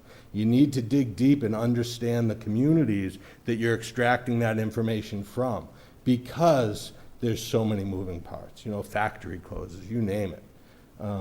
The Orange Line gets shut down for 4 years. I mean, you never know what's going to impact, or the movie theater, you never know. So that's sort of my response as a broad one relative to the value implications on how shifting the levy might impact property values. It's just, people often want to ask me a question and say, well, what this do to that? And in my world, there's never just one factor. And in this case, there's so many factors, I wouldn't even know where to start. Yeah. Can I ask a question on number one? I have a question about that question. Sure. So, sorry, I should let it you says, answer that. This is a concern since commercial values are stagnant at best post-COVID. Is that a true statement? That is not my language. That was copy and That's why I wanted to pasted. do your- And I would say absolutely not. It's rare that anything in the real estate market is stagnant, typically going up or down, and it's never across the board. I will tell you that industrial values are very strong. Industrial vacancy is very low, okay? And we will see industrial values in this town going up. I said it here today on TV. So it's never across the board. And I wouldn't even say that about all commercial values. It does different things. Part of the tricky side of this is also the effective date of valuation. We're still looking at a Jan 1 of 2022 value, so I'm looking at 2021 data. So what were occupancies and vacancies and expenses in 2021? Fiscal 24 is going to take into effect inflationary factors. If you want to talk about how, you would analyze that factor, we're going to start getting into costs. How much is the upkeep and maintenance of these buildings, and how does that impact the income analysis on these buildings? But no, I guess to answer your question simply, I would not say that they're stagnant. I would say, just to back up 1 second to the conversations we've had previously, in the projecting we did early on, I wasn't willing, given the limited data I had at the time, to project any increases to the extent that I could residential. If you look at what I did project, there was an increase in the commercial, industrial, and personal property. Okay, it was small, but it was not a decrease. I just wasn't willing to do it because I didn't have the data that I needed to make that analysis. Okay, we're getting there. Thank you. Okay, keep going. Another question, just going down the list here, was with regards to 653 and under construction CO permits. That's a new growth question. I don't want to necessarily not answer it and table it, but the answer is we are a 653 community. We do issue supplemental bills. Our effective date for new construction is June 30th, and we do a % complete on properties. And according to Mass law, if the property, once it gets a CO over the course of the year, goes up more than 50% in building value, not total value, exclusive of the land, just building value, then they're issued a supplemental that's prorated per diem for the net amount until the end of the fiscal year, and we send out bills for that. And again, that doesn't impact the classification discussion. That's really a bigger discussion about new growth. So now what I want to do is I want to try to walk through a scenario, and this is a hypothetical scenario, and as we've done in the past, we're going to look at historical data, and we're going to look at what would it have been like if we had shifted the levy, or 10% of the levy starting 5 years ago. What would it look like, so we can get a better taste of envisioning what sort of impact this does, okay? And so what you're looking at right here, this is a factual chart of what the taxes did over that 5-year period from 2017 to 2022. Average single-family values are there, average single-family tax bill, the change from year to year, the single-family net percentage, average commercial value, commercial tax bill year to year, commercial change, and net commercial change, okay? And so those are all facts. You can see taxes went up. You can see it went up some more than others. Now, if we were to shift the value, shift 10%, with the 10% shift, you can see that you see a reduction in the average single-family tax bill of about $430 a year, depending on the year going forward. Now, the shift maintained at 10%, and you can see that reduction is very similar from year to year, okay, because you're not having any really major value swings in there, and you're staying at that 10%. But you're also seeing that the taxes are still going up, right? They're just going up less. Mm-hmm. And that is, again, because we always come back to what really drives our taxes up, and it's the levy, it's the spending, okay? Now, what impact would that have on our commercial properties, right? And so here, with the 10% shift, you can see an increase annually from that single rate of about $4,000, $4,400 on that average commercial property value. So over the course of that 5-year period, your average single-family property owner would have had a reduction in taxes of $2,622, and your average commercial property owner or tenants would have paid another $26,401. Any questions before I go on? I went faster than I wanted to. Leah told me I had to go slow. Is it just coincidence that the 10% shift on commercial, the increase from the single rate is 10%, but the tax relief from a single rate is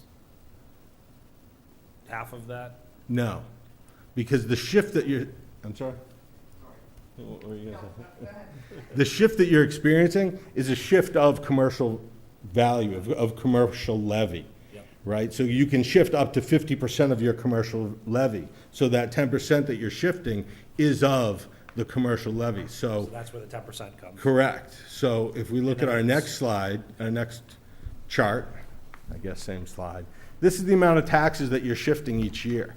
Okay, so each year, in the left-hand column there is your levy amount each year, and you can see your levy is increasing, and in 2019, your levy increased substantially, and so did your taxes, right? The average single family in 2019 increased $764.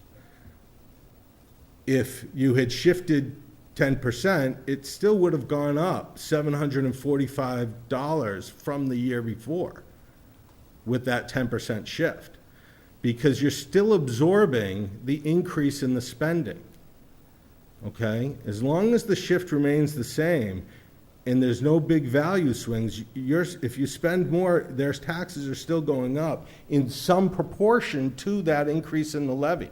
You're still absorbing that increase in levy. And so by shifting, what you're doing is you're taking that amount of taxes in that right-hand column, the 2.5 million in 2021 or 2022, and you're taking it from the residential portion of the levy and asking the commercial property owners to pay that. Okay? You're very simply shifting the tax burden from residential properties to commercial properties. Now, one of the complexities in this, just like a structural deficit in your budget, is that if you want to undo it, there's a true-up. So the right-hand column here in that average single family with the 10% shift levy is if you were to rip off the Band-Aid. So in 2022, if you ripped off the Band-Aid, right, you would have had, instead of a $321 increase, you'd have a $773 increase, okay, because you're making up for that past reduction. So every year that you are still going up by the increase in the levy, right, you're going to then have to try, if you're trying to bring them closer together, you're going to have to take some of that amount that you had shifted previously and start absorbing it again on the residential side. You know, we talked earlier in the year about the free cash expenditure, and if you use it to lower the tax rate, what it costs you down the road. This is a similar concept, a little bit different in many ways, but similar in that there are additional down the road if you want to bring it back, okay? And this is part of why it's so difficult, because the spending swings, right? It's great to say we want to bring it back together, but then when we need new employees or build a school or anything else, it causes an increase in spending, and it's very easy to say, well, we're not going to do that. If you have a shift in value, you can find yourself in an issue. Framingham, a few years ago now, was at their maximum shift, and they had a year where commercial values went down and residential values went up, like we're having now. They couldn't shift anymore, and so it was like a triple whammy for those residential property owners, because they got hit not just with the increase in the spending, but now 100% of that increase in the shift went right on them. It was a bad year in the assessor's office in that town that year, I'll tell you. And so it's one of the things to be wary of relative to what that impact is and where you go from there.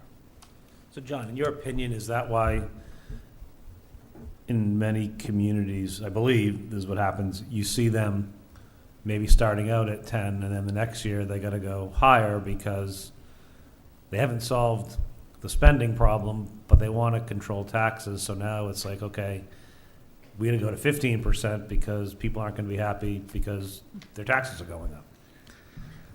Asking your opinion. You're asking my opinion. My opinion of that is yes. So you do see communities massage this, for lack of a better term, to manage, okay, once they've split, to say we're going to manage this and, you know, continue to push onto the commercial properties when we can and pull back when we don't. You see less pulling back and more pushing forward, certainly in modern day. There's a lot of communities that are at their max. There are a lot of communities at their max and don't care. It's one of those things that, not being in one of those communities, it's hard to tell necessarily. But I think you do see that. You definitely do see some movement up and down. I know just living in Marlborough, there was a few years there where the mayor was really trying hard to bring the tax rates closer together, but along the way, you'll see if you graph it, there's some bumps where he had to go the other way, and he was adjusting essentially for those fluctuations. And I think not doing the analysis of that, but I think it's kind of like walking in quicksand. I think it's probably very hard to do. Shelby? Let me pull that question because you may answer it. So. Okay. Patrick? Yeah, John, I question, in your crystal ball, do you have any sense of, because one of the big contributors to the tax increase, as we all know, is the residential price valuations going up. This year, do you anticipate them to be the same? Do you anticipate them to go down at all? I mean, I don't think they'll ever go Oh, no, back they're to going where up. They're going up again. Oh, yeah, let's continue to move. Okay. The markets have changed a lot. You definitely, with the rising interest rates, you definitely have seen a shift in the market, but you're not seeing a slowdown or decline necessarily in values. You are seeing the smarter brokers selling houses much faster. Those that listen to the sellers frequently don't sell their house very quickly. But the ones that are priced appropriately still sell very quickly. Ones that are in good shape are still selling very quickly. But yeah, I don't see them going down for fiscal '24. Thank you. I do have a question. For communities that max out that shift that you just talked about, maybe this is a question for Leah, does that have a direct impact on financial rating when they get to that place? I don't know. No idea. Okay, yeah. I mean, I don't know how much Standard & Poor's or Moody's gets into the shift of the tax rate. Obviously, excess levy capacity they look at, but sure. Where who's paying what? Who's paying your taxes? Right. Yep. As long as your taxes are getting paid Yep. and covering your expenses, Okay. they've never asked us if we split our No. rate. Okay. And this is very unique to Massachusetts. There's a lot about taxation in Massachusetts that's unique to us, right down to the world of assessing, in that we assess local communities versus the counties that most states do. And relative to split rate, we're sort of unique in that as well. In doing the research for this, as you had requested, we looked far and wide relative to writings and studies and things. And there's a lot out there relative to broad commentary, especially recently, about split rates and shifting in other states and how they do it, especially to spur economic development, or in some cases recently, and I think it was Detroit, they punished landowners that aren't doing something with their land. But it's unique to Massachusetts that they're able to shift in this way and take some of the burden from one to the other, in this, particularly like this, in Proposition 2.5 way, to my knowledge. Just going back to the question about residential property value in FY24, I just wanted to be clear about the increase this year, just reminding everyone that the reason that we had those additional meetings and we talked about how this is really unique because everything's going up was not necessarily as much about the residential values going up as them outpacing or projected to outpace commercial value. So it's really, as we look towards FY24, it's really both in terms of what happened this year.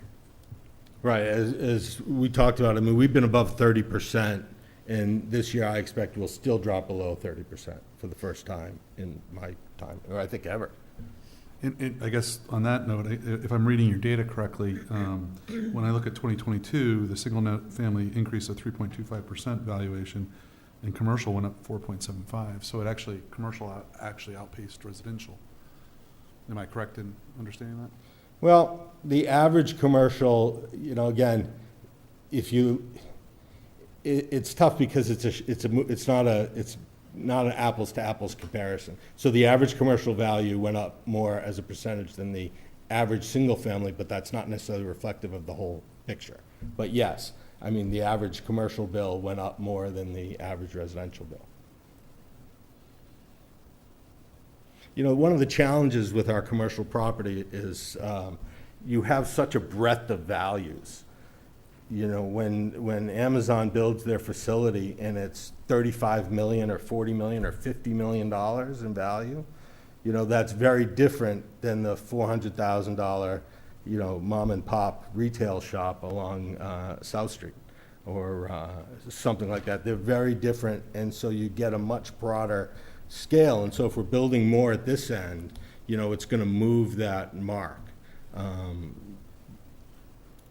You know, one of the things about our residential property is our density of valuation has in ways kept our average single-family value lower than it's taken a while to sort of break a certain threshold and something in the market to drive it up that big percentage. If you looked at some other communities around us, they've gone up 10, 12% for the past few years. In Westborough, really because of the housing mix and the housing turnover. You know, one of the things that I'm limited to is what's selling.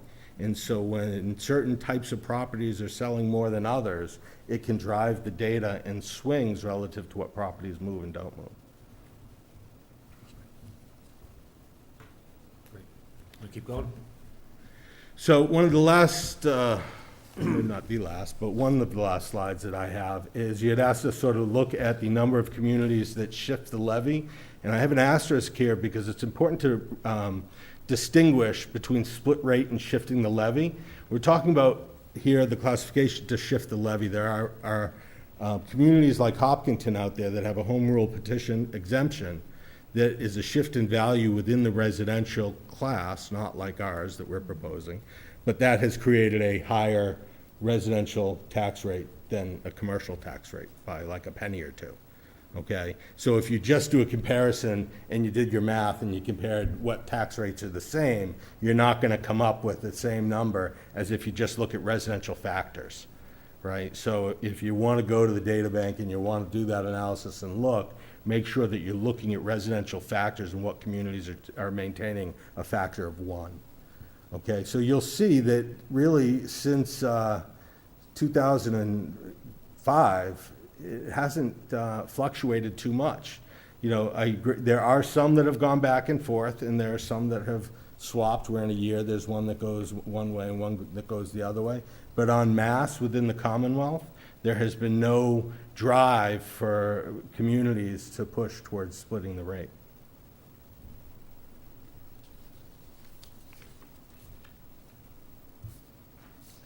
And then I wanted to present once again the timeline of how I work and the timeline that I work on. The new construction cutoff, as I said, is the June 30th date. The January 1st, as I mentioned, is our annual evaluation effective date for sales analysis. My sales analysis submission, I target the beginning of September because I hope to have it approved by September 15th. You know, the earlier I can get it approved, the faster I can get numbers in for what our values are going to be. But typically that's anywhere from September 15th to October 8th. We have our October 17th town meeting. After October 17th town meeting, I work towards the classification hearing, and in order to do that, I finalized my LA4, which is the breakdown of all the property in town, what class it falls in, and what the total values are. So the LA3 on that September 15th to October 8th gives me my sales analysis approval. I submit to the state all my sales in the assessment to sale ratios that I've developed. They review them and they approve them, okay? After that, that's when I go and I crunch my data to apply that analysis to all of the properties in town. And that's what brings me to that October 27th to November 15th work, okay? And that includes the new growth period, okay, where I'm evaluating what properties went up, why they went up, and if I have any outliers, and I say, wow, this went up, you know, $100,000 more than everything else, why did it do that? Oh, they had an addition. I want to make sure that that new growth is in my new growth chart, okay? And so that new growth gets approved in the same time frame as your LA4. And that brings us to our classification hearing right around Thanksgiving. And our tax rate gets set days after that, and we can get our bills done out and out the door for Christmas. Any questions on the timetable? No. And last, a couple other resources. I'll refer you to the packet of materials that is both on my site as well as that I sent out to you for the last July 13th meeting that had a number of different links in it to a lot of different resources. Also, most of the data that I use comes from the Department of Revenue Division of Local Services Data Bank. Okay, there's a link there, and yes, this will be on our site so you can get it. But that's where all this data and statistics come from. It's a great site. They have a lot of data there. But again, I always caution, just because you see the numbers doesn't mean that the number, you know, you might think you know what they mean, but it's not always the whole picture. The numbers by themselves don't always tell the story. The next one is the City and Town Biweekly newsletter that's published by the Division of Local Services.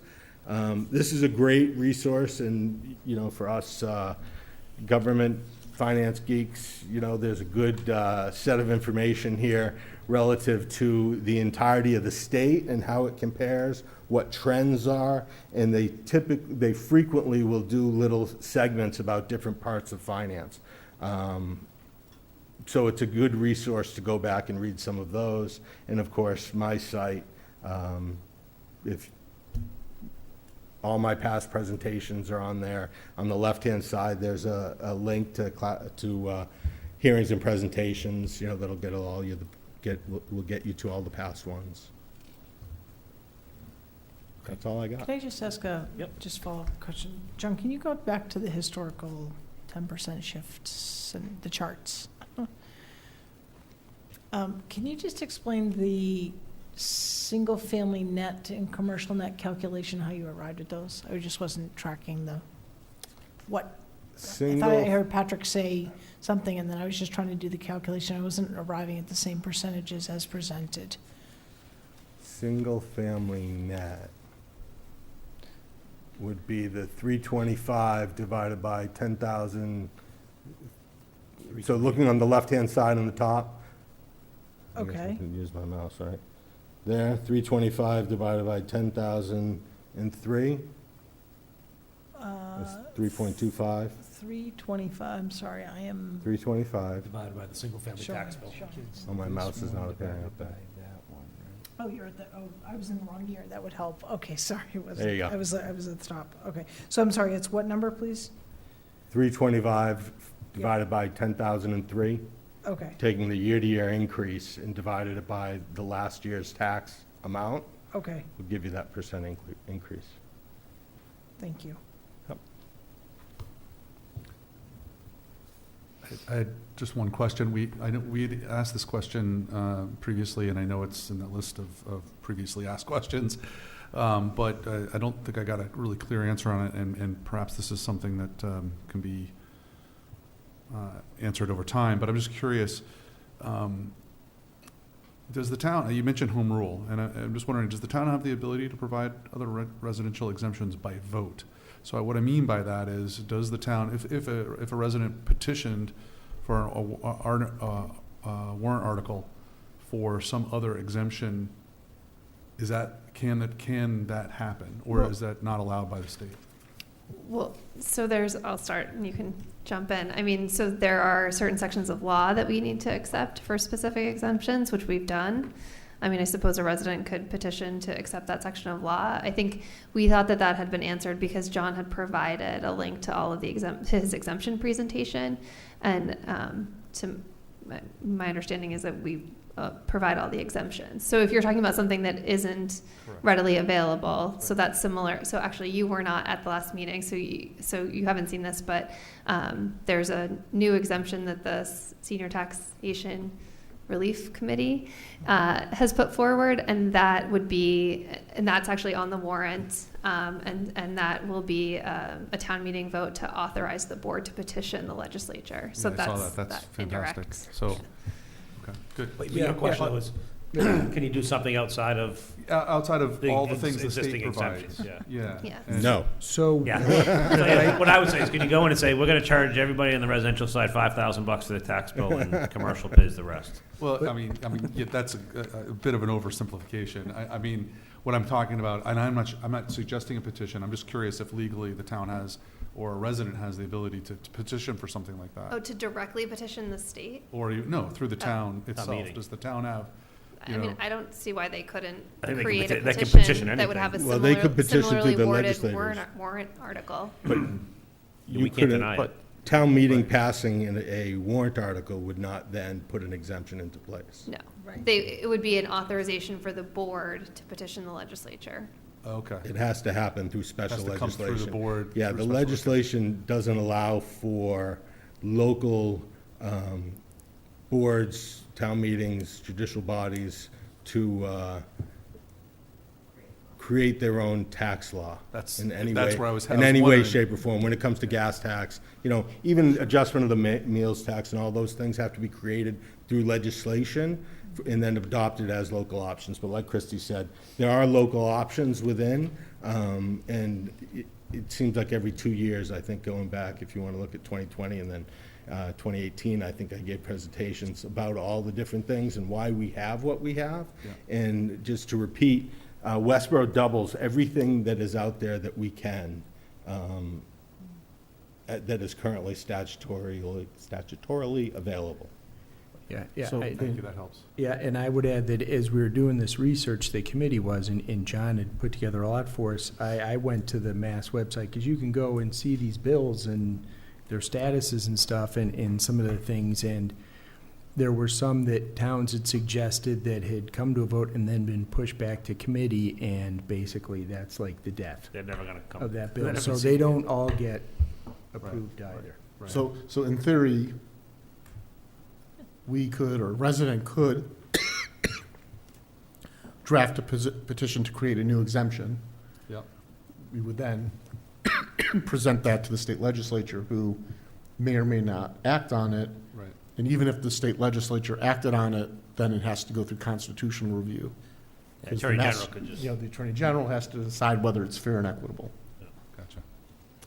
I just add, if I could. It's a steep hill. I wanted to understand the process. Yeah, so- no, that's fine. I'll just add, Patrick, if you by any means have any ideas, or if anyone watching I'm has just- has ideas, I might regret saying this. But No, I by mean, all means, they should come to me, and we'll discuss them at the Senior Taxation Relief Committee, because we have not stopped working. After we get through October town meeting, we have other things on our agenda to continue working towards, to perhaps come up with new ones and evaluate if anyone's tried them, if they've had success, not had success, if they're done in other states.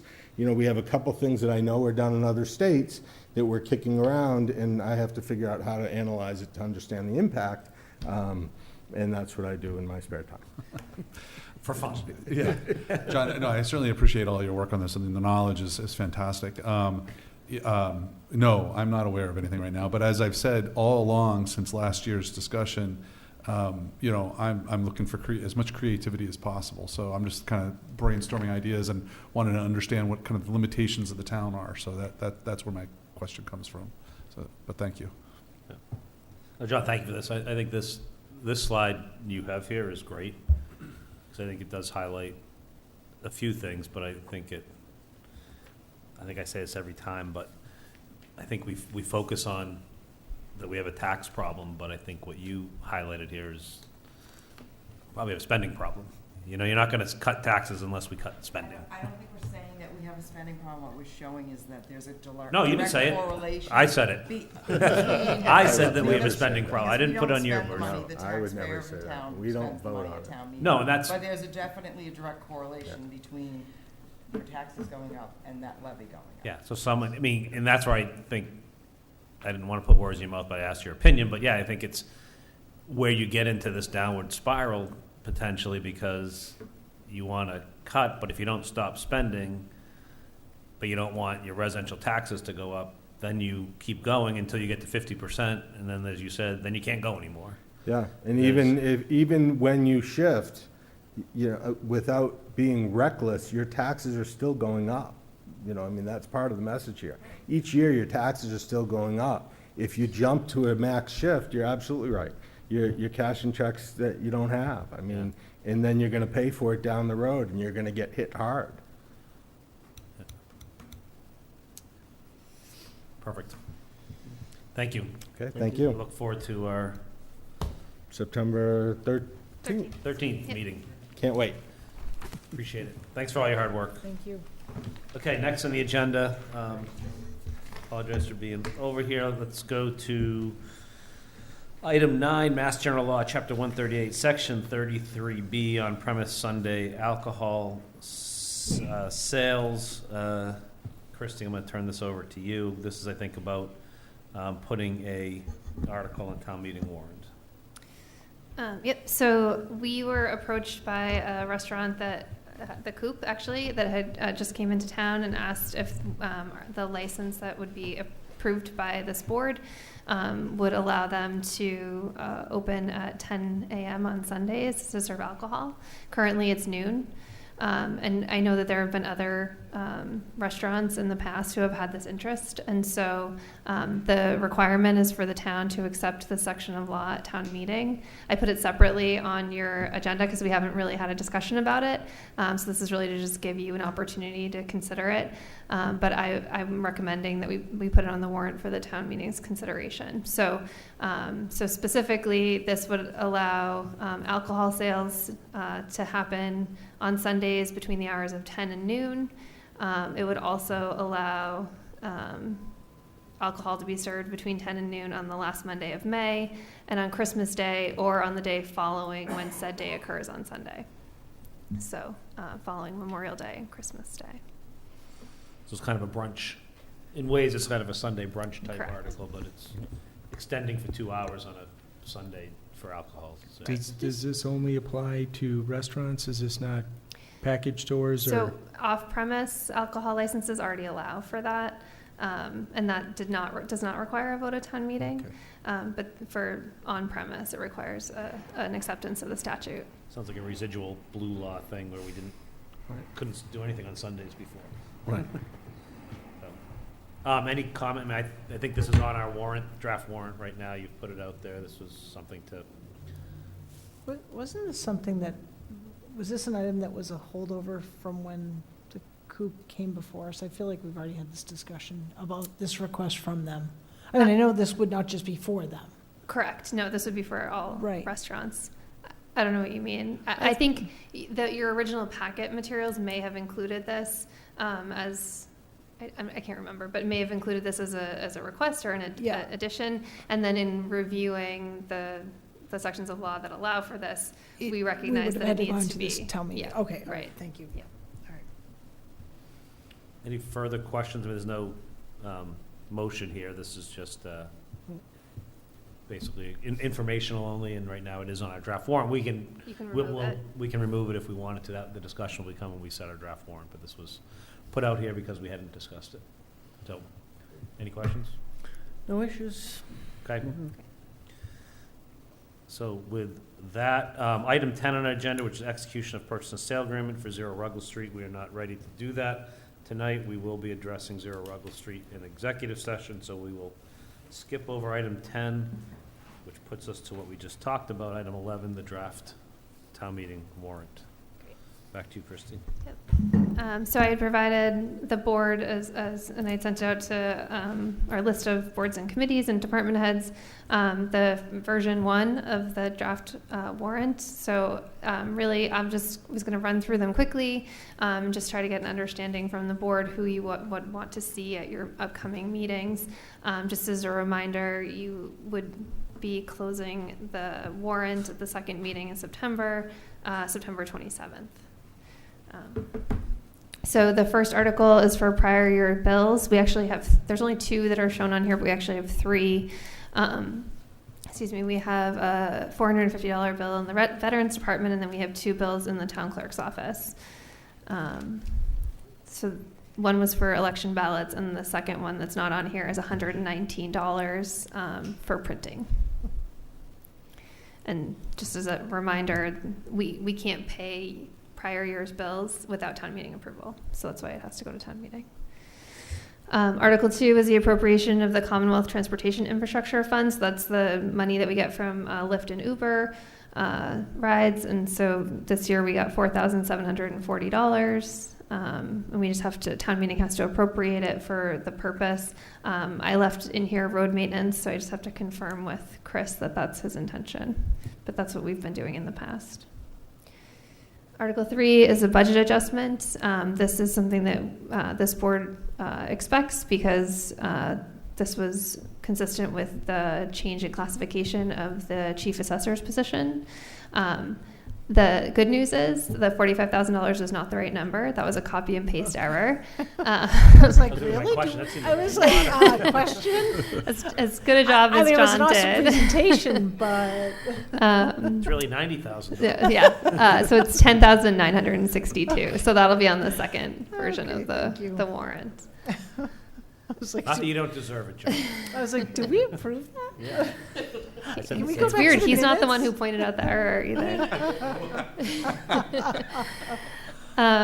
The Article 4 is a budget adjustment for the Department of Public Works. And these are related to rising fuel costs, as well as an increased cost of the water treatment facility contract. That contract is based on CPI, sorry. And so we just hadn't budgeted enough. We've also had some building maintenance needs, and so this would be a motion or an article to fund all of those. So it's $111,000 to the general Public Works Department budget, and then the $31,000 for the Water Enterprise Fund. So that would be raised and appropriated through fees, and then another $10,000 for the Sewer Enterprise Funds, which would also be appropriated through fees. I don't need a presentation by DPW, but I'd like to just understand what the building maintenance projects were that were part of this. I was going to say, I'd like them to come in just as an update. I mean, Sure. yeah, I mean, we know There's- fuel costs are going up, but I think it's a good opportunity, pre-town meeting too, Yep. for us to hear it, but also folks going to town Okay. meeting to Great. hear it. So I would like to. Yeah, ask they have Krista. several articles, so Yeah. I think he expected to come in. Okay. All right. The school department budget adjustment, looking for an additional $539,000 for their FY23 budget. The article information was provided by the school, so the increase will allow for Westborough Public Schools to pay the tuition service for students who live within our town, which require specialized services via out-of-district placements. This past year, the district experienced an unprecedented and unanticipated outplacement of 8 students after the submission of the budget. So, Yes. yes. Yes, yeah, I mean, I think Coming. we knew this was coming, but I think we still need to hear publicly about it. Yep. And my understanding, I think it's tomorrow night, I think the school committee is going to be taking this up, I believe. Ambulance replacement. So this would be $357,000 from ambulance receipts reserve. So that's money that we set aside specifically to pay for ambulances. This does exist on the capital plan for FY24. It's coming to you early because the chief has a concern about the lead time on ordering. So it's 2 years. I know Kim is working on getting a capital planning committee meeting together because we have 2 capital items that we would want prior to or at the October town meeting that we would want them to just make sure that they're aware of. So this doesn't pay for the whole ambulance, or does it? Yes. So I would have a question on this. Okay. And more, I think that, and I understand that costs are going up, but I think that we're kind of I feel like we're consistently seeing capital items sort of moving their timeline. Mm-hmm. And so we have a process, and I guess I'm just, I think we need to understand the balance of the benefit of moving that, but still aligning with the process and where we anticipate spending, across a given period of time. So. Sure. I would say I'd like to see the capital planning committee comment on the change in timing. Yeah. Yeah. So we haven't seen it Yeah, yet, so. exactly, yeah, As yeah. a rep there, I So, know that. Yeah. Again, it's great that it's coming out of ambulance receipts, so no taxpayer impact, but, But still, right. Still. Yep. Article 7 this is another capital item, but it's one that we was presented at town meeting. So if you remember on the capital plan, the DPW had requested a vehicle, it's a six-wheel dump truck, but it was replacing both a six-wheel dump truck and a catch basin cleaner. It was a And it was a multi-purpose multi-purpose truck Yeah. with attachments. The cost of that went up significantly after the warrant closed, and so now they're asking for this catch basin cleaner attachment at the October town meeting, which is what Chris presented when that article came up at the annual town meeting. Yep. But he'll be here. and they're coming in anyway. He'll be so here anyway. We'll have them talk to that, yeah. Yep. But again, it's another one that was expected and was communicated at town meeting too. Yep. You said. The next two articles go hand in hand, and we only need one. So this is for water system improvements related to PFAS. And so the cost of the design for dealing with PFAS is this $550,000. There's some anticipated mitigation funds that we hope to use. We just don't know if it will be in the mitigation stabilization account by October. And so if not, then we would propose to take it out of water retained earnings. And if it is, we would just go straight from the mitigation account. Does that make sense? So if it isn't, you can't take that, if the mitigation comes after, you couldn't replenish retained earnings, or could you? No. Doesn't I don't work think that so. way. No. I guess I don't understand maybe just clarification as to the 8 versus 9 and what we're waiting on for 9. Right. You don't have to answer that now. No, I obviously, know. But Just in terms of timing, the reason that these are before you is because once the design is complete, that would position the town for the construction grant, which is significantly more money. So Chris can speak to that, but that's why it's. But the question is right now is the money is immediate not need. in the mitigation stabilization fund. Correct. So. But it if could come in from a grant. Is that what I'm understanding? If we No, got it? Come in it's a from question, if it will be in there by town meeting. If it's in Right. mitigation stabilization, that's where we take it from. Right. But it may not be in there in time, it sounds like. Is that? Right. That's correct.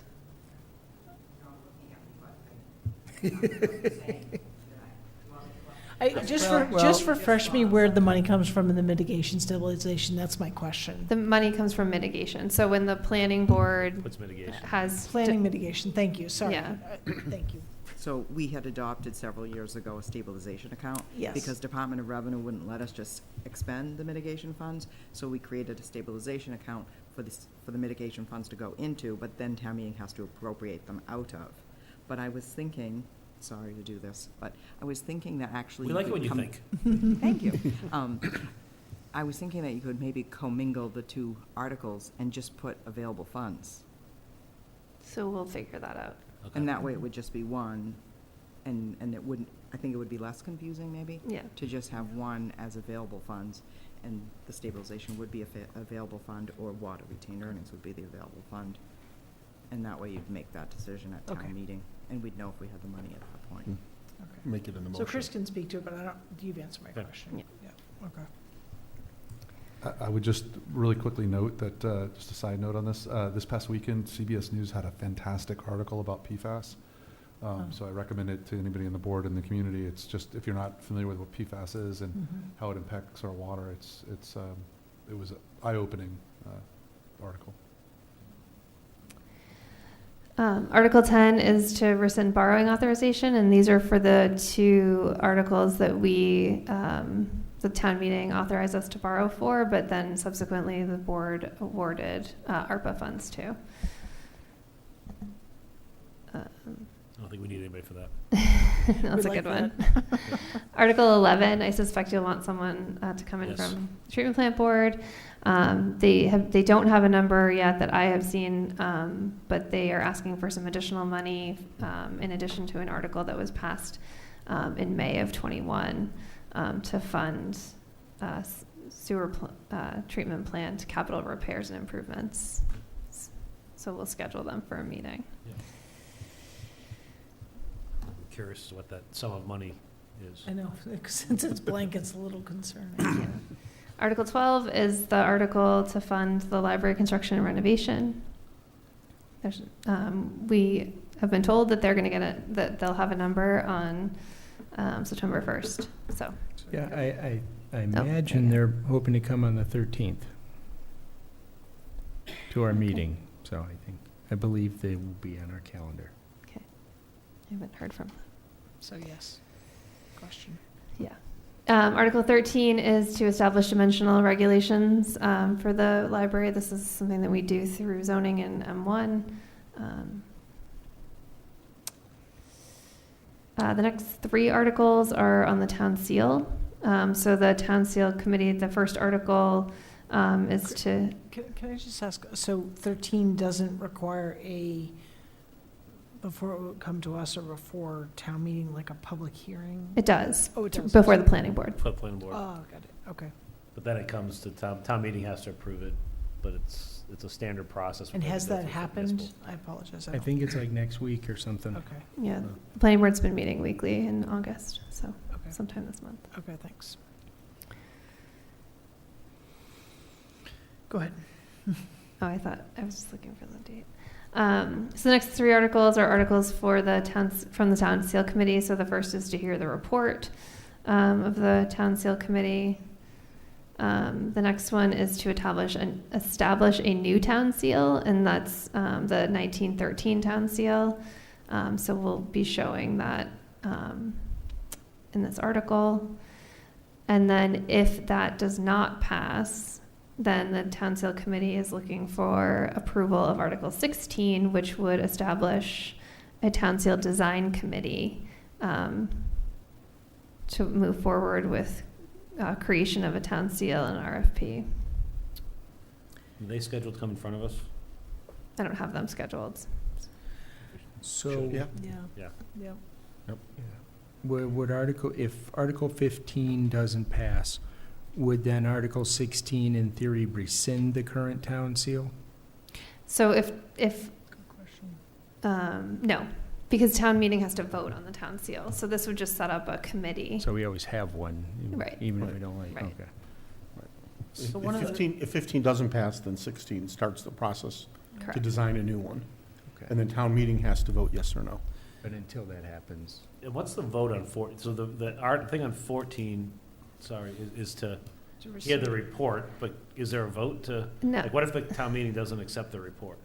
They have to, it's to vote to hear the report. So I had responded that I thought they would just give their report as part of Article 15, but I guess John had worked with them and felt that this article was needed, so. No, I don't want to hear it. Right, exactly, right. And if I'm correct, their report should include a recommendation for because I think that's what we tasked them with, was it? Well, it was a recommendation for the process, but. So the select board didn't task them. It was the yeah. town, And right. so, right. Right, Right, which is that article, that first Right. article, right. right, yeah. But it was inclusive of, yeah.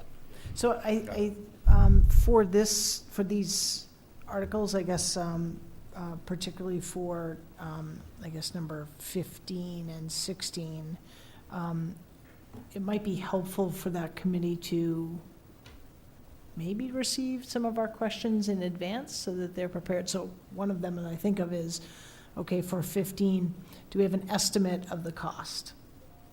And what the projected time would be for, okay, we're going to approve it, but then what? So in fairness to that presentation, should we send some questions to you in advance? Yeah, you can send me questions Okay. in advance. You can send me questions in advance for any of these. Okay, great. That's always helpful. Thank you.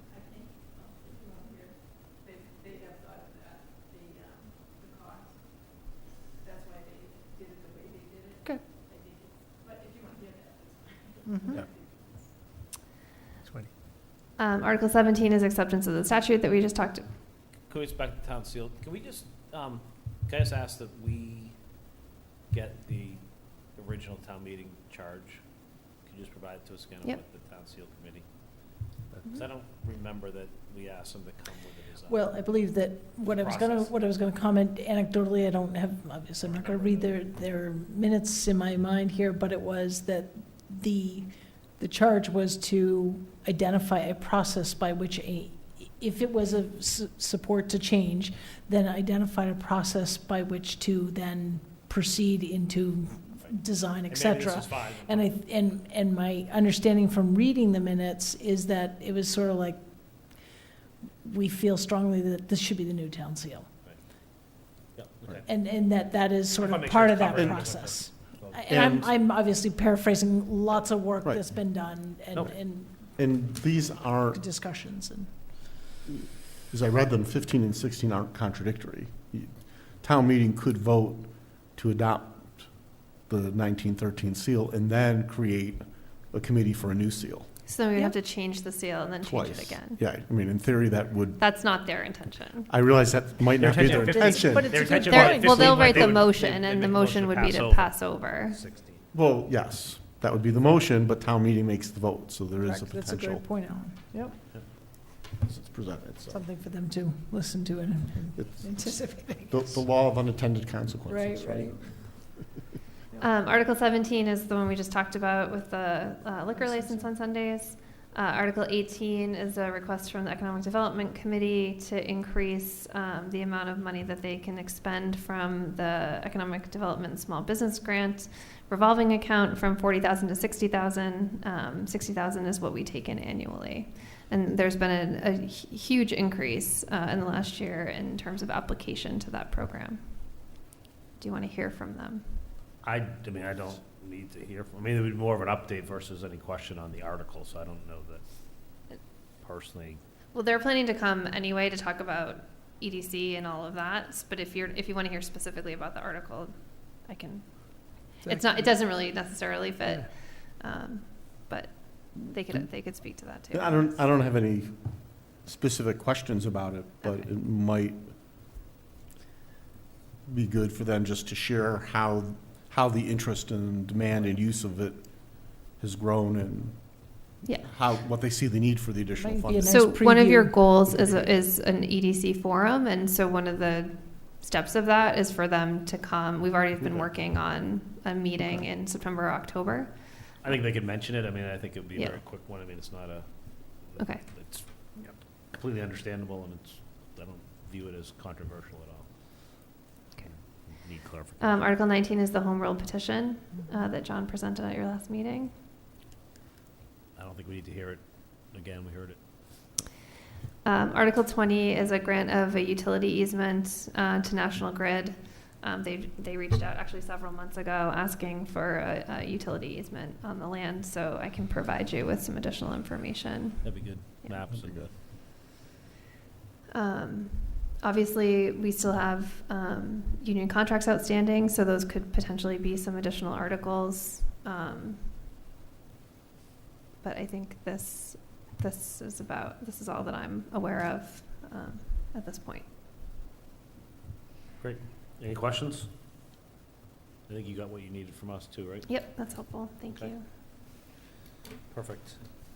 Okay, next on the agenda is a request to approve the meeting minutes of June 14th, 2022. So moved. Second. Any comments, corrections, questions? All those in favor? It's 5-0, 5 being present. Thank you, Sheila.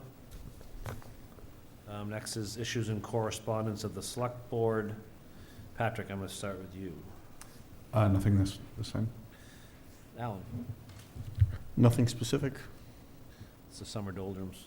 I have nothing specific either, so Sean. Well, I'll just make Take ours. a quick, sorry, and throwing you off. So Library Building Committee, they did approve Fontaine as the construction manager at risk for the project, who had already begun work on the estimate. The Library Committee will be before the AFC on September 15th to discuss the project, so, it'd be great if they're here on the 13th. And then the next Library Building Committee meeting is on next Tuesday. trying to figure out numbers. And then currently, I think they're meeting with the butters and going over the planning board item and stuff. So that's kind of where the library is right now. Thank you. Great. Just a couple, I guess, a couple items here. So one is, and I'll send this to the board, CMRCP will be hosting a long-range transportation sub-region session here in Westborough on Thursday, September 8th from 8 a.m. to 12 p.m. I don't have an invitation from them yet. It's just a placeholder, but it's a public session. Anyone is welcome to participate, and they'll be hosting, within that, it's really a broad discussion around not only transportation, but infrastructure, et cetera. And so folks are welcome to come and participate and submit their ideas and ask Do they have a questions. location yet? It's at the Forbes Building. The Great Hall? Yep. Okay, Yep. perfect. So just letting the board know, but the public as well, always welcome to, all the information is available and accessible as part of open meeting. And I want to just remind folks that now that folks are returning back from vacation, that Thursdays the farmers market continues down at B'nai Shalom. So go and check that out. A great rotation of local vendors and artisans and music and all that great stuff. So appreciate the community support of that, but continue to turn out. And I also want to extend an invitation to the public and just remind folks of an upcoming event for Westborough Connects on Sunday, September 11th from 1 p.m. to 4 p.m. Be an opportunity for folks to participate in or learn about what's going on in the community, clubs, organizations. There'll be an expo component. There'll be a section about fun activities, like what are the fun things you can learn that are going on in Westborough and learn how to do, play, dance, as well as some mini courses. So you can find out more information about that at westboroughconnects.org. The event is free, and I think it's going to be a great one. So I think that's, one ending on a little bit of a down note. I had received a resident concern with the offloading of vehicles near the Colonial Volkswagen dealership. So on, what would that be, Route 30? Thank you, just geographically challenged for the moment.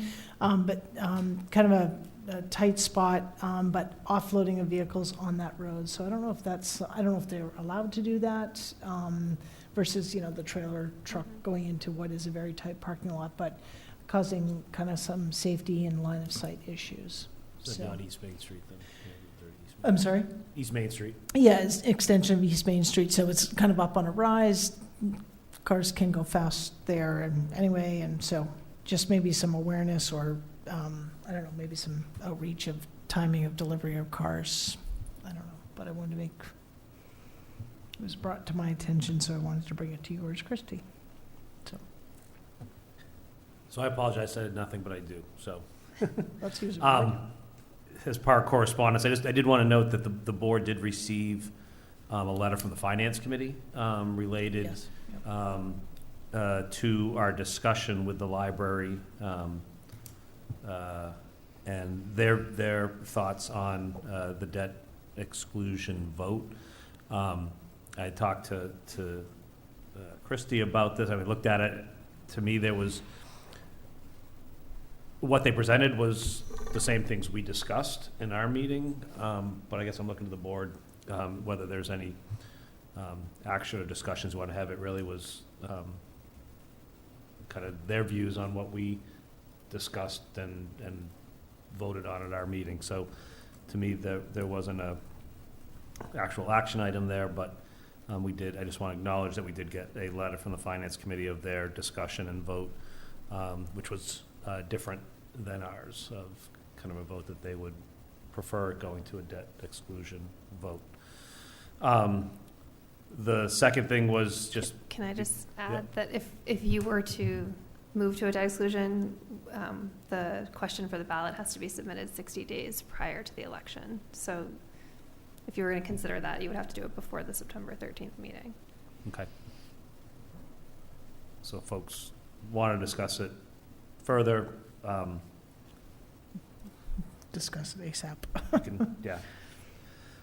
Second thing was, sorry that I had three here, but was just because we won't be meeting prior to school starting, just a reminder, folks, that the school children, school buses will be back on the roads next week. Not that we're not always safe, but just remember that that school is back in session, and look out for the kids in the mornings and afternoons. And the final thing was, because I always forget, but thank you to Westborough TV for live streaming us and video recording us, and thank you to Aiden for doing that as always. Yeah, and I would just add to the school back in session, one update I didn't give. Phil's project, a flurry of work to wrap up that project and have it ready for opening day. We'll leave it at that, and I would just ask for folks to be a little bit patient in this, next week or so as school gets underway, and buses and routes and just traffic will be different, and as we all get back to a norm, we have to adjust our norm of patience for traffic. So, thank you. Thanks. Great. Motion for executive session. I move to enter into an executive session under Mass General Law, Chapter 30A, Section 21A3, to discuss strategy with respect to collective bargaining with the following unions: Clerical Union, Patrol Officer Union, Police Supervisors, DPW Union. Under Mass General Law, Chapter 30A, Section 21A6, to consider the purchase, exchange, lease, or value of real estate at 231 Turnpike Road and 0 Ruggles Street. Under Mass General Law, Chapter 30A, Section 21A7, to act under the authority of the Select Board to approve executive session minutes of June 14th, 2022 and August 2nd, 2022. And I declare that an open meeting would have a detrimental effect on the board's bargaining and negotiating positions, and the board will not be reconvening in open session at the conclusion of executive session. Can I have a second to the motion? Edinburgh seconds. A roll call vote? Welch, yes. Edinburgh, yes. Johnson, yes. Keo, yes. Marshall, yes. We are in executive session. Thank you, everyone.